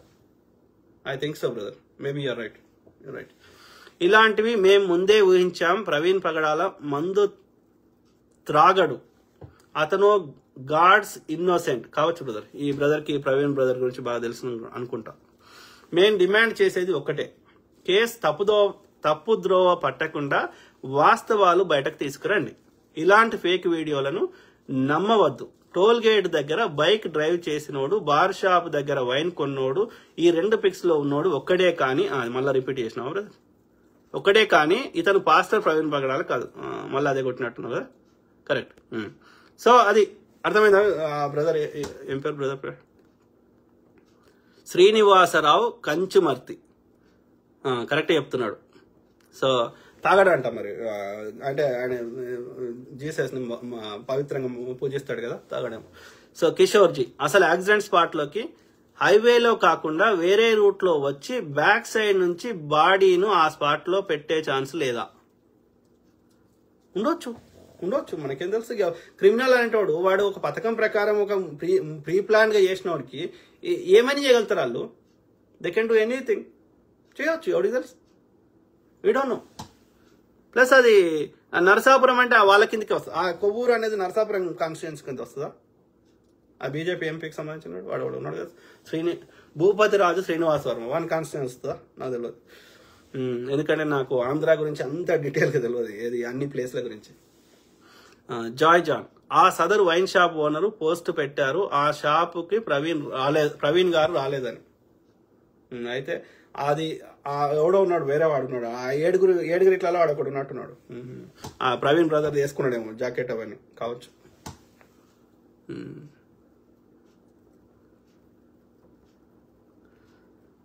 మొత్తం మీద అయితే మనకు అర్థమవుతుంది కదా బ్రదర్, ఇది ఒక పెద్ద పథకం ప్రకారం చేసిర్రు, ఇది హత్య అనేది మనకు క్లియర్గా అర్థమవుతుంది. ఇంకా మనం చేయాల్సింది ఏందో ఆలోచించుకోవాలి. ఇప్పుడు పెద్దలందరూ కూర్చోండి, మేధావులు కూర్చోండి, ఆలోచించుకోవాలి. ఇట్లాంటి పునరావృతం కాకుండా ఏం చేయాలి, ప్లస్ ఈ కేసులో దోషులకు శిక్షలు పడాలి. ఈ 2 మన గోల్ మెయిన్. మీ అందరు కూర్చుండి ఆలోచించాలి. కిషోర్జీ, అంటే ఆలోచించడంతో పాటు దాన్ని ఒక కార్యాచరణ పెట్టాలి, కార్యాచరణ కమిటీ వేసుకోవాలి. కిషోర్జీ, ఇప్పుడున్న టెక్నాలజీతో ఫేస్ ను చేంజ్ చేస్తున్నారు. సీసీటీవీ ఫుటేజ్ లో డేట్ చేంజ్ చేయలేడు అని ఎలా నమ్మగలం? అసలు సీసీటీవీ ఫుటేజెస్ అన్ని పోలీసుల కంటే ఎలా ముందే రిలీజ్ అవుతున్నాయి ఏంటి? గుడ్ క్వశ్చన్స్, చాలా క్వశ్చన్స్ ఉన్నాయి. ఇవన్నీ అడుగుతుంటే పోలీసులు సమాధానం చెప్పలేకపోతున్నారు. ఎందుకంటే వాళ్ళకు కూడా తెలుసు వాస్తవం ఏందనేది. But they are helpless. ఇక మనని టైం పాస్ చేస్తున్నారు అంతే పోలీసు వాళ్ళు వచ్చి, అంతకుమించి చేయలేదు. కిషోర్జీ ఇంకొక్కటే బ్యాలెన్స్, రేపు ప్రవీణ్ గారికి ఆర్జేవైలో ఇల్లీగల్ రిలేషన్ ఉంది అని చెప్తారు ఏమో. అవన్నీ ఒకవేళ ఉన్నా సరే బ్రదర్, నువ్వు చెప్పినది ఇల్లీగలో లేకపోతే తాగుడో ఇవన్నీ ఉన్నా సరే అది యాక్సిడెంట్ అనడానికి ఏం ఆధారం ఉంది అనేది మన మెయిన్ క్వశ్చన్. వ్యక్తులం అన్నప్పుడు ప్రతి ఒక్కరి లోపల రెండు కోణాలు ఉంటాయి. కొన్ని బలాలు ఉంటాయి, కొన్ని బలహీనతలు ఉంటాయి. ఎవరి జీవితంలో అయినా, నేనైనా నువ్వైనా. కాబట్టి ఇది వాళ్ళ యొక్క క్యారెక్టర్ గురించి కాదు కదా చర్చ. అది యాక్సిడెంటా హత్యనా అంతవరకే మన చర్చ. ఇక మిగతా అన్ని వాళ్ళ పర్సనల్ లెవెల్లో వాళ్ళ బెడ్రూమ్లో ఏం చేసుకుంటారు మనకెందుకు. ఎవరికైనా నేను ఎనీ బాడీ మోడీ ఎంతమంది స్త్రీలని కంగనా రనౌత్తో ఏం చేస్తుండు అనేది మనకు తెలియదు. తెలుసుకొని చేసే అలా పనికొచ్చే విషయం కాదు. కానీ ఇక్కడ మనది అది హత్యనా యాక్సిడెంట్ అనేది మన మెయిన్ చర్చ. మందు కొనుక్కున్నాం అవన్నీ కాదు. మందు అసలు ఏమంటున్నావు శివుడు. ఐజీ అంటాడు మీ డౌట్స్ ఉంటే చెప్పండి, దాని గురించి కూడా ఎంక్వైరీ చేస్తామంటున్నాడు. అసలు అతను ఐజీనేనా అంటాడు కానీ అడిగిన దానికి ప్రశ్నకు సమాధానం చెప్పాడు. అంటే క్లియర్గా అర్థమవుతుంది కదా, నాంచి వేస్తున్నారు, దాన్ని తాత్సారం చేస్తున్నారు, టైంపాస్ చేస్తున్నారు. ఎందుకోసం? ప్రజల ఆవేశం ఇయ్యాలున్నది రేపు ఉండదు, చల్లబడుతుంది. ఆ తర్వాత కొన్ని రోజులు ఆగి కేసును కొట్టేస్తే అయిపోతుందని వాళ్ళ ఆలోచన. ఎందుకంటే ఇయ్యాలున్న వేడి 10 రోజుల తర్వాత ఉండదు కదా. సో అది వాళ్ళ ఆలోచన. మనం కొట్లాడాల్సింది పోలీసులతోటి కంటే కూడా ఈ ముఖ్యమంత్రితోటి కొట్లాడాలి. సింపుల్. పవన్ కళ్యాణ్ తోటి కొట్లాడాలి, ఉప ముఖ్యమంత్రి తోటి కొట్లాడాలి. ఇది కేసు విచారణ చేయాలని. తెలంగాణ ముఖ్యమంత్రితో కూడా కొట్లాడి వాళ్ళ మీద ప్రెజర్ పెట్టమని చెప్పాలి. ఆ మోడీ అమిత్ షా తోటి కొట్లాడి ఎవడి నిర్ణయం చేసే పొజిషన్ ఉన్నాడో వాళ్ళతో కొట్లాడాలి. అధికారులు ఏం చేస్తారు పాపం? నువ్వు నేను ఎంత కొట్లాడినా వాళ్ళు ఏం చేయలేరు కదా. మహా ఏం చేస్తారు, ఇంకా తిక్కలేస్తే రిజైన్ చేస్తారు. రిజైన్ చేస్తే ఇంకొని పెట్టుకుంటున్నాడు. కాబట్టి మనం డెసిషన్ మేకింగ్ వాళ్ళతోటే కొట్లాడాలి. జాయ్ జాన్ అందరు పోయి ముఖ్యమంత్రి ఇంటి ముందర మొత్తం ధర్నా చేస్తే ఏం చేస్తాడు? మనం చెప్పిన అన్నిటికో ఒప్పుకోవాల్సి వస్తుంది. మన డిమాండ్లన్నీ అందుకే అంటున్నాం. మేధావులందరి గురించి ఆలోచించి ఏమేమి డిమాండ్లు ఉన్నాయో అవన్నీ పెట్టి ముఖ్యమంత్రి ఇంటి ముందడికి పోయి ఉప ముఖ్యమంత్రి ఇంటి ముందడికి పోయి మన డిమాండ్లను ఒప్పుకునేదాకా లేవద్దు. సింపుల్. జాయ్ జాన్ ప్రభుత్వ ఒత్తిడి ఉంటే ఆయన ఏమి చేయగలడు? ఏదో ఏజెన్సీ నక్సల్ జోన్లకు ట్రాన్స్ఫర్ చేస్తారని భయం. కరెక్ట్ కదా. అందుకే అంటున్నాయి అధికారులని 1% కూడా తప్పు పడతలేదు. వాళ్ళని నిస్సహాయులు. నువ్వున్నా నేనున్నా ఏం చేయలేము. అధికారులు ఉంటే నేను నా భార్య పిల్లల్ని పోషించుకోవాలి కాబట్టి, నాకు జీతం రావాలి కాబట్టి నేనేం చేయగలుగుతా? వాడు చెప్పింది తినాల్సి వస్తుంది. పైవాడు లేకపోతే తీసేస్తాడు, లేదంటే జంగల్లో పారేస్తాడు, లేదంటే చంపిస్తాడు. కాబట్టి మనం కొట్లాడాల్సింది ఎవడు నిర్ణయం చేసే పొజిషన్లో వాంతో కొట్లాడతాం. మేము పోలీస్ అధికారులతో కొట్లాడతలేము. మేము కొట్లాడేది చంద్రబాబు ముఖ్యమంత్రి గారితో కొట్లాడుతున్నాం, ఉప ముఖ్యమంత్రి గారితో కొట్లాడుతున్నాం, హోంశాఖ మంత్రితో కొట్లాడుతున్నాం. రాష్ట్ర స్థాయి అయినా కేంద్ర స్థాయి అయినా ఎవరు డెసిషన్ మేకింగ్ ఉన్నారో వాళ్ళతో కొట్లాడతాం.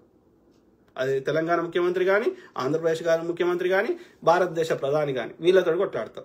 అమిత్ షాతో కానీ. కింది స్థాయి అధికారులతో మాకు కొట్లాడలేదు. సో అది చాలా టైం అయినట్టుంది, కంప్లీట్ చేద్దామా? శివుడు బి పోస్ట్ మార్టం రిపోర్ట్ వారం పట్టడం వరల్డ్ రికార్డ్ ఏమో అన్న. ఎందుకంటే అవి మారుస్తారు. ఏం మారుస్తారు? అలా యాక్సిడెంట్ కాకుండా వేరే ఏ డేటా ఉన్నా అది దానిలో నుంచి తీసేస్తారు. సింపుల్. కరెక్ట్. నిన్ను వచ్చింది అంటున్నాడు. వచ్చిందంటే మళ్ళీ ఏం వివరాలు ఉన్నాయో చెప్తలేడు. ప్రిలిమినరీ వచ్చింది, ఇంకా ఫైనల్ రాలే అంటున్నాడు. ప్రిలిమినరీ ఏముందో చెప్తలేడు, ఇంకా ఫైనల్ రాదే. అంటే ఈజ్ డూయింగ్ టైం పాస్. శ్రీనాథియన్ కామెడీగా చూడు బ్రదర్, వాడు బీజేపీ ఆర్ఎస్ఎస్ అంధభక్తున్నాడు, విద్వేషపురుగున్నాడు. ఎంత గలీజ్గా కామెంట్ పెడుతుండో చూడండి. కామెడీగా ఉందిరా నిన్ను చూస్తుంటే. ఇంకా 100 సంవత్సరాలు శ్రీనాథ్ ఎన్ అంటావు అని పేరు. ఎన్నంటే ఇంటి పేరు ఎందుకు పెట్టుకోలేదురా? శ్రీనాథ్ ఎన్.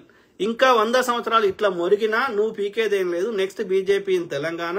ఇంకా 50 years బీజేపీ ఉంటదిరా కేంద్రంలో. ఎందుకురా మరి ఎన్నికలు? చింపి భారతపు రాజ్యాంగం లంజ కొడక. రే శ్రీనాథ్ లంజ కొడక, నువ్వు అంత ధైర్యంగా చెప్తున్నావు కదరా, ఎందుకురా ఎన్నికలు? ఎందుకురా లంబడి కొడక? చింపే రాజ్యాంగం చింపేసి. సౌదీ అరేబియాలో ఎన్నికలు అయితే లేవు, ఇక చాలా దేశాలు అయితే లేవు. మేమెందుకు కొట్లాడతాం రా? నువ్వు రాజ్యాంగం చింపేసి భారతదేశం ప్రజాస్వామిక దేశం కాదు అని రాసేయి. మోడీ ఉంటాడు, మోడీ వచ్చినాక ఈ శ్రీనాథ్ గాడు అవుతాడని రాసేయి రాజ్యాంగంలో. రాజ్యాంగం కాదు, నీ మనుష్య ధర్మశాస్త్రం రాసేసి మేమెందుకు కొట్లాడుతాం రా? మేము కొట్లాడుతున్నది అది ప్రజాస్వామ్యం, ప్రజలను చైతన్యం చేద్దామని కాదు. మేము ఎన్నికల ప్రాసెస్నే దొబ్బ పెడతాము, మేము ఇట్లనే చేస్తాం, లంచ కొడుకులాము, మేము భూమిని ఎంతకాలం ఉంటాము అని మీరు అనుకుంటే మరి ఎందుకు లేటర్ ఎట్కేవాకారు గాడు ఎందుకు చచ్చిండ్రా? వాజ్పేయికి చెప్పుకొని రోగాలు ఎందుకు చచ్చిండ్రా? మురళీ మనోహర్ జోషి గారు ఎందుకు చచ్చిండ్రా? రాసిరా లంచ కొడక రే శ్రీనాథ్ లంచ కొడక. మోడీ గాడు భూమిని ఎంతకాలం ఉంటాడని రాసిరా. బాపన్న కొడుకులు భూమిని ఎంతకాలం ఉంటారు రాసిరా లంచ కొడక. నువ్వు ఉంటావని రాసిరా లంచ కొడక. మీ నాయన మీ తాత చావలేదురా లంబడి కొడక. లుచ్చనా కొడక.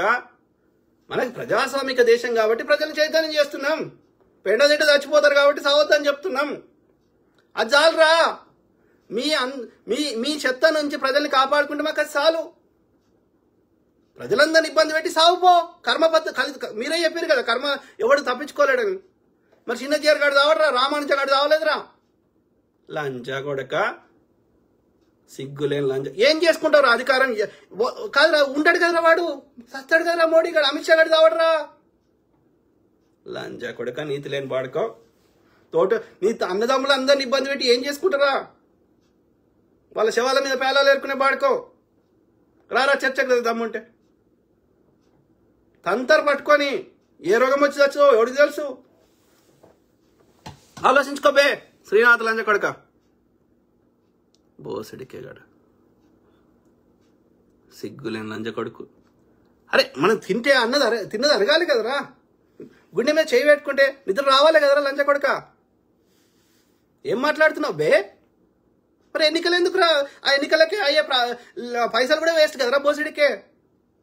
వాడే రాసుకున్నాను పుస్తకం. ఎందుకు వెనకట రాజుల కాలంలో ఎన్నికలు లేని రోజులలో ఎవడు కొట్లాడినా రాజుతోటి ఎవడు కొట్లాడలే. వాడు 200 ఏళ్ళు పరిపాలించినా సప్పుడు చేయలే.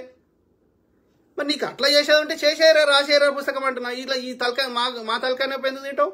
మా టైం ఎందుకు వేస్ట్ చేస్తావు? కాదు, నువ్వు రాజరికమే ఉంటుంది భారతదేశంలో రాసినాక, ఒక పర్టికులర్ బీజేపీ లంచ కొడుకులు పరిపాలిస్తారని రాసినాక మేము ఎందుకు కొట్లాడతారా? మా టైం ఎందుకు వేస్ట్ చేసుకుంటారా? సిగ్గులేని బాడుకో.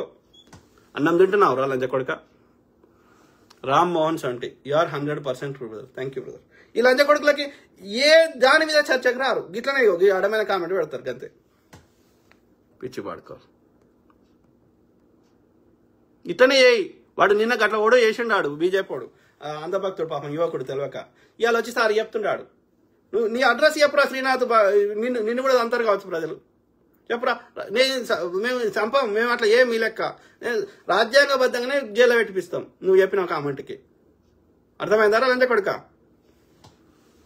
శివుడు అన్న బీజేపీ బత్తాయిల్లో మన బీసీలే బానిస ఉడిగని చేస్తున్నారు ఎక్కువగా. కరెక్ట్. అందుకే మనం యువకులే బ్రదర్, యువకులే 5-10% బీసీకి చెందిన యువకులు తప్ప ఎవ్వరు కూడా వాళ్ళ ట్రాప్లో పడతలేరు. అర్థమైందా? వాళ్ళు నిజంగా ప్రజలు ఓట్లు వేస్తే గెలుస్తలేరు. వాళ్ళు మోసం చేస్తున్నారు అంతవరకే. శ్రీనాథ్ హిందూ దేశం చేస్తారు. హిందూ దేశమే రాది, హిందూ దేశమే అది. హిందూ నది కావాల ఉన్న ప్రాంతం అన్నా హిందూ దేశమే అది. నువ్వు సొంతంగా ఇంకా చేసేది ఏం లేదాడా. హిందూ దేశంలో ఏ మతాన్ని ఏ ఆచారాన్ని పాటిస్తుందో అది హిందూ దేశమే. అర్థమైందా? నువ్వు చేసేది ఏం లేదు. నీ విదేశీ ఆర్య బ్రాహ్మణులని తన్ని ధర్మేశుడే. అర్థమైందా? గోల్వాల్కర్, ఎడ్గేవాకర్ ఎట్లా చచ్చారో మీరు ఏ పర్షియా దేశం నుంచి వచ్చారో అడిగి పోవాల్సిందే. సనాతన ధర్మాన్ని బోధిస్తున్న వాళ్ళంతా అది ఆల్రెడీ హిందూ దేశమే. నువ్వు ఇంకా చేసేది ఏం లేదాడా. అర్థమైందారా? చూపెట్టరా రే శ్రీనాథ్ లంచ కొడక. రామాయణంలో ఎక్కడైనా హిందూ శబ్దం చూపెట్టరా, వేదాల్లో చూపెట్టరా హిందూ శబ్దం. అది మన భారతదేశంది కాదు, పర్షియాది. సంస్కృతం ఈ దేశంది కాదు, పర్షియాది. అది ఆల్రెడీ హిందూ దేశమే, ఇంకా చేసేది ఏం లేదాడా. పిచ్చి నా కొడుకు శ్రీనాథియన్. నీకు ఏం తెలుసురా? సెక్యులరిజం అంటే ఏందిరా? అన్ని కులాల వారు, అన్ని మతాల వారు వాళ్ళకి నచ్చినట్టు ఉంటారు అంటే ఏమర్థం రా?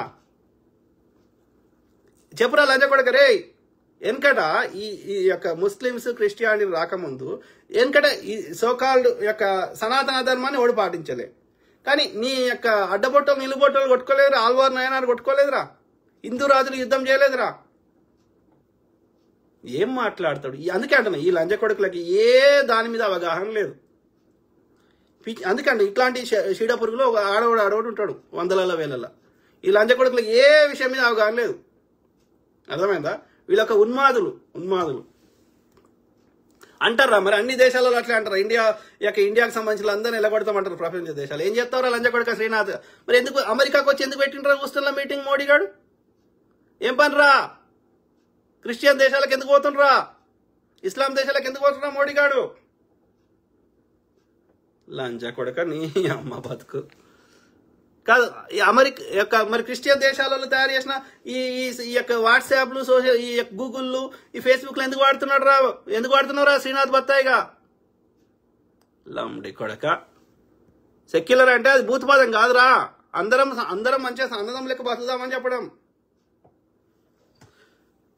రామ్మోహన్ సంటి మరి మొన్న మోడీ గాడు రంజాన్కి అందరికి ముస్లింలకి కిట్లు ఇస్తా అంటాడు, అస్సాంలో బీఫ్ వంచుతా అంటాడు. మరి మళ్ళీ వాడు ఇవాళ ఇప్పుడు వచ్చేసి ఇట్లా మాట్లాడుతున్నాడు. అమిత్ షా గారి కొడుకు అక్కడిక్కడ సౌదీ వాళ్ళ దుబాయ్ వాళ్ళతోటి వ్యాపారాలు చేస్తున్నాడు. ఏం మాట్లాడతారు రైడు ముండ కొడుకు. Correct brother. ఆ శ్రీనాథ్ గారి లాంటి వాళ్ళు ఎడినా కొడుకులు ఉన్నారు. ఇంకేమంటున్నారు? జాయ్ రాజు గారు మీ విలువైన సమయం మా కొరకు కేటాయించినందుకు చాలా ధన్యవాదాలు. Joy John. Thank you brother. Thank you to everyone. Okay, చేద్దాం, మనం కష్టపడదాం. మనము శివుడుబి రాజన్న, మీ దేశ ప్రేమకి జాతిపై ఉన్న కేర్కి సలాం అన్న. Thank you brother. ఎవరు? కృపవరపు గుండుపు. Super message sir. Thank you brother. Thank you. చేద్దాం, చాలా టైం అయినట్టుంది, కంప్లీట్ చేద్దాం. సో అది మిత్రులారా, ఐ కీప్ టాకింగ్, మాట్లాడుతూనే ఉంటా. ప్రతి అంశం మీద అవగాహన చేస్తా, దాంతోపాటు మీ తరఫున వాయిస్ ఇస్తా. అట్లనే మనకి శాతనైనంత కొట్లాడదాం. ఓకే, ధైర్యంగా ఉండాలి. ఒక ఐకమత్యంగా, ఒక కార్యాచరణ ప్రకారం, మన ఒక ప్రణాళిక ప్రకారం ఇట్లాంటి పునరావృతం కాకుండా ప్రజల్ని చైతన్యం చేయడంతో పాటు మనము ఇంతకుముందు మనం ఇప్పుడు గతంలో మెన్షన్ చేసినవన్నీ చేసుకుంటూ వద్దాం. డే టైంలో ట్రావెల్ చేయండి. ఓకే, అట్లనే ఒక మంచి బందోబస్తున్న వెహికల్ అవ్వండి. ఎవరైతే థ్రెట్ ఉండే అవకాశం ఉంది అనిపించిన వాళ్ళు, అందరికీ ఉండదు, ఎవరైతే ఇంతో అంత పేరున్న వాళ్ళు, ఇంతో అంత పాపులారిటీ ఉన్న వాళ్ళు, ఇంతో అంత బీజేపీ తప్పిదాలను ప్రతిరోజు అనినిత్యం బయట పెడుతున్నారు. సో అట్లాంటి వాళ్ళు కొంచెం ఎక్కువ ఏమంటారు ప్రొటెక్షన్ తీసుకొని 4 రాడ్లు మంచిగా వెహికల్లో పెట్టుకొని 4 దోస్తులు కలిసిపోతే డే టైంలో ఇట్లాంటి అయ్యే అవకాశాలు ఉండి, అయినా మనము దాన్ని అప్పటిదప్పుడు మనం నివారించుకోవడానికి అవకాశం ఉంటుంది. దాంతోపాటు ఈ కార్యాచరణ కింద ఫండింగ్ ఏర్పాటు చేసుకొని ఒక బాక్సర్ లాంటి, ఇప్పుడు మహేష్ బాబు పెట్టుకుంటాడు కదా బాక్సర్లని, అట్లాంటి వాళ్ళని 4 పెట్టుకోవడం తప్పలేదు. ఒక కామన్ పూల్ ఫండ్స్ కలెక్ట్ చేసుకొని ఇన్ని చేసినాక ఏం చేస్తాడు? ఏం చేయలేడు. అర్థమైందా? చేద్దాం. సో విజయ్ మంచాల, సూపర్ అన్న. Thank you. సో ఎవరు? శివుడు. జై భీమ్ జై భారత్ అన్న. జై భీమ్ జై భారత్. గంతే. శ్రీనాథ్ అనేటోడు బూతులు మాట్లాడు తప్ప, నేను చదువుతలేను, బూతులు మాట్లాడు తప్ప వాని లోపల విషయం లేదు. నేను ఇన్ని అడిగినా, ఇన్ని తిట్టినా, నేను అడిగిన దానికి ఒక్కదానికి సరైన సమాధానం చెప్పే పరిస్థితి లేదు. ఎప్పుడు బూతులు వస్తాయానికి? వాని దగ్గర సమాధానం లేనప్పుడే వానికి ఫ్రస్ట్రేషన్లో బూతులు వస్తున్నాయి. అంతకుమించి వాని దగ్గర విషయం లేదు. గంతే, సింపుల్. ఆ శ్రీనాథ్ అనేటోడు భూమికి భారం. Steven Madaraboina. Hi sir, I'm from Mumbai. Hi brother. ఎవరు? మిట్ట గడుపుల రాము. మీరు ధైర్యం చేసి ఎన్నో అడుగులు సమానత్వంకై పోరాటం చేస్తున్నారు. చేద్దాం బ్రదర్. కాదు, ఎవరిది వాళ్ళు సెల్ఫ్గా ఆలోచించుకోండి. ఒక 100 ఏళ్ల కింద పుట్టిన వాళ్ళు ఇవాళ ఎవరన్నా బతుకున్నారు ఆ భూమి మీద అంటే? ఏదో ఒక రోజు ఈవెన్ 100 మందిని చంపినోడు ఎవరైనా బతుకున్నాడా ఇవాళ భూమి మీద అంటే? మనందరం ఏదో ఒక రోజు పోతాం. మనం ఎంత కాపాడుకున్నా పోతాం. అది ప్రకృతి ధర్మం అన్నప్పుడు ఎప్పుడు పోతే పోని, మనకు నచ్చినట్టు మనం బతుకుతాము, కరెక్ట్ బతుకుతాము. ఆ క్రమంలో పోతే పోని, మన చేయలేని దాని గురించి 1% ఆలోచించవద్దు. మనకు కరెక్ట్ అనిపించింది చేసుకుంటూ పోదాం. సింపుల్. ఏదో ఒక రోజు మనం చంపినోడు కూడా పోతాడు కదా, వాడు ఉంటాడా? ఎంతో మందిని ఉరి తీసిన రాజులు ఇవాళ ఉన్నారా? కాబట్టి వర్రీ కావద్దు, దేనికి వర్రీ కావద్దు. సంతోషంగా ఉండే ప్రయత్నం చేయాలి. మనకు కరెక్ట్ అనిపించింది చేసుకుంటూ పోవాలి. కాకపోతే ఒక మన జాగ్రత్తలు మనం తీసుకుంటూ మనకు నచ్చింది మనం చేసుకుంటూ పోవాలి. సింపుల్.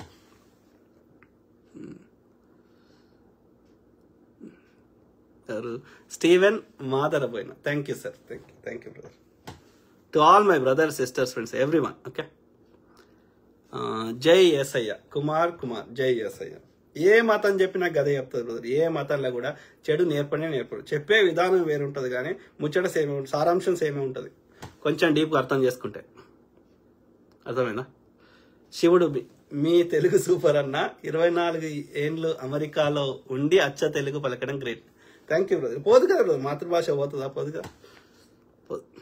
సో అది ఐ కీప్ టాకింగ్, మాట్లాడుతూనే ఉంటా. సర్వే జన సుఖినో భవంతు. God bless all. Take care. Good night. Bye.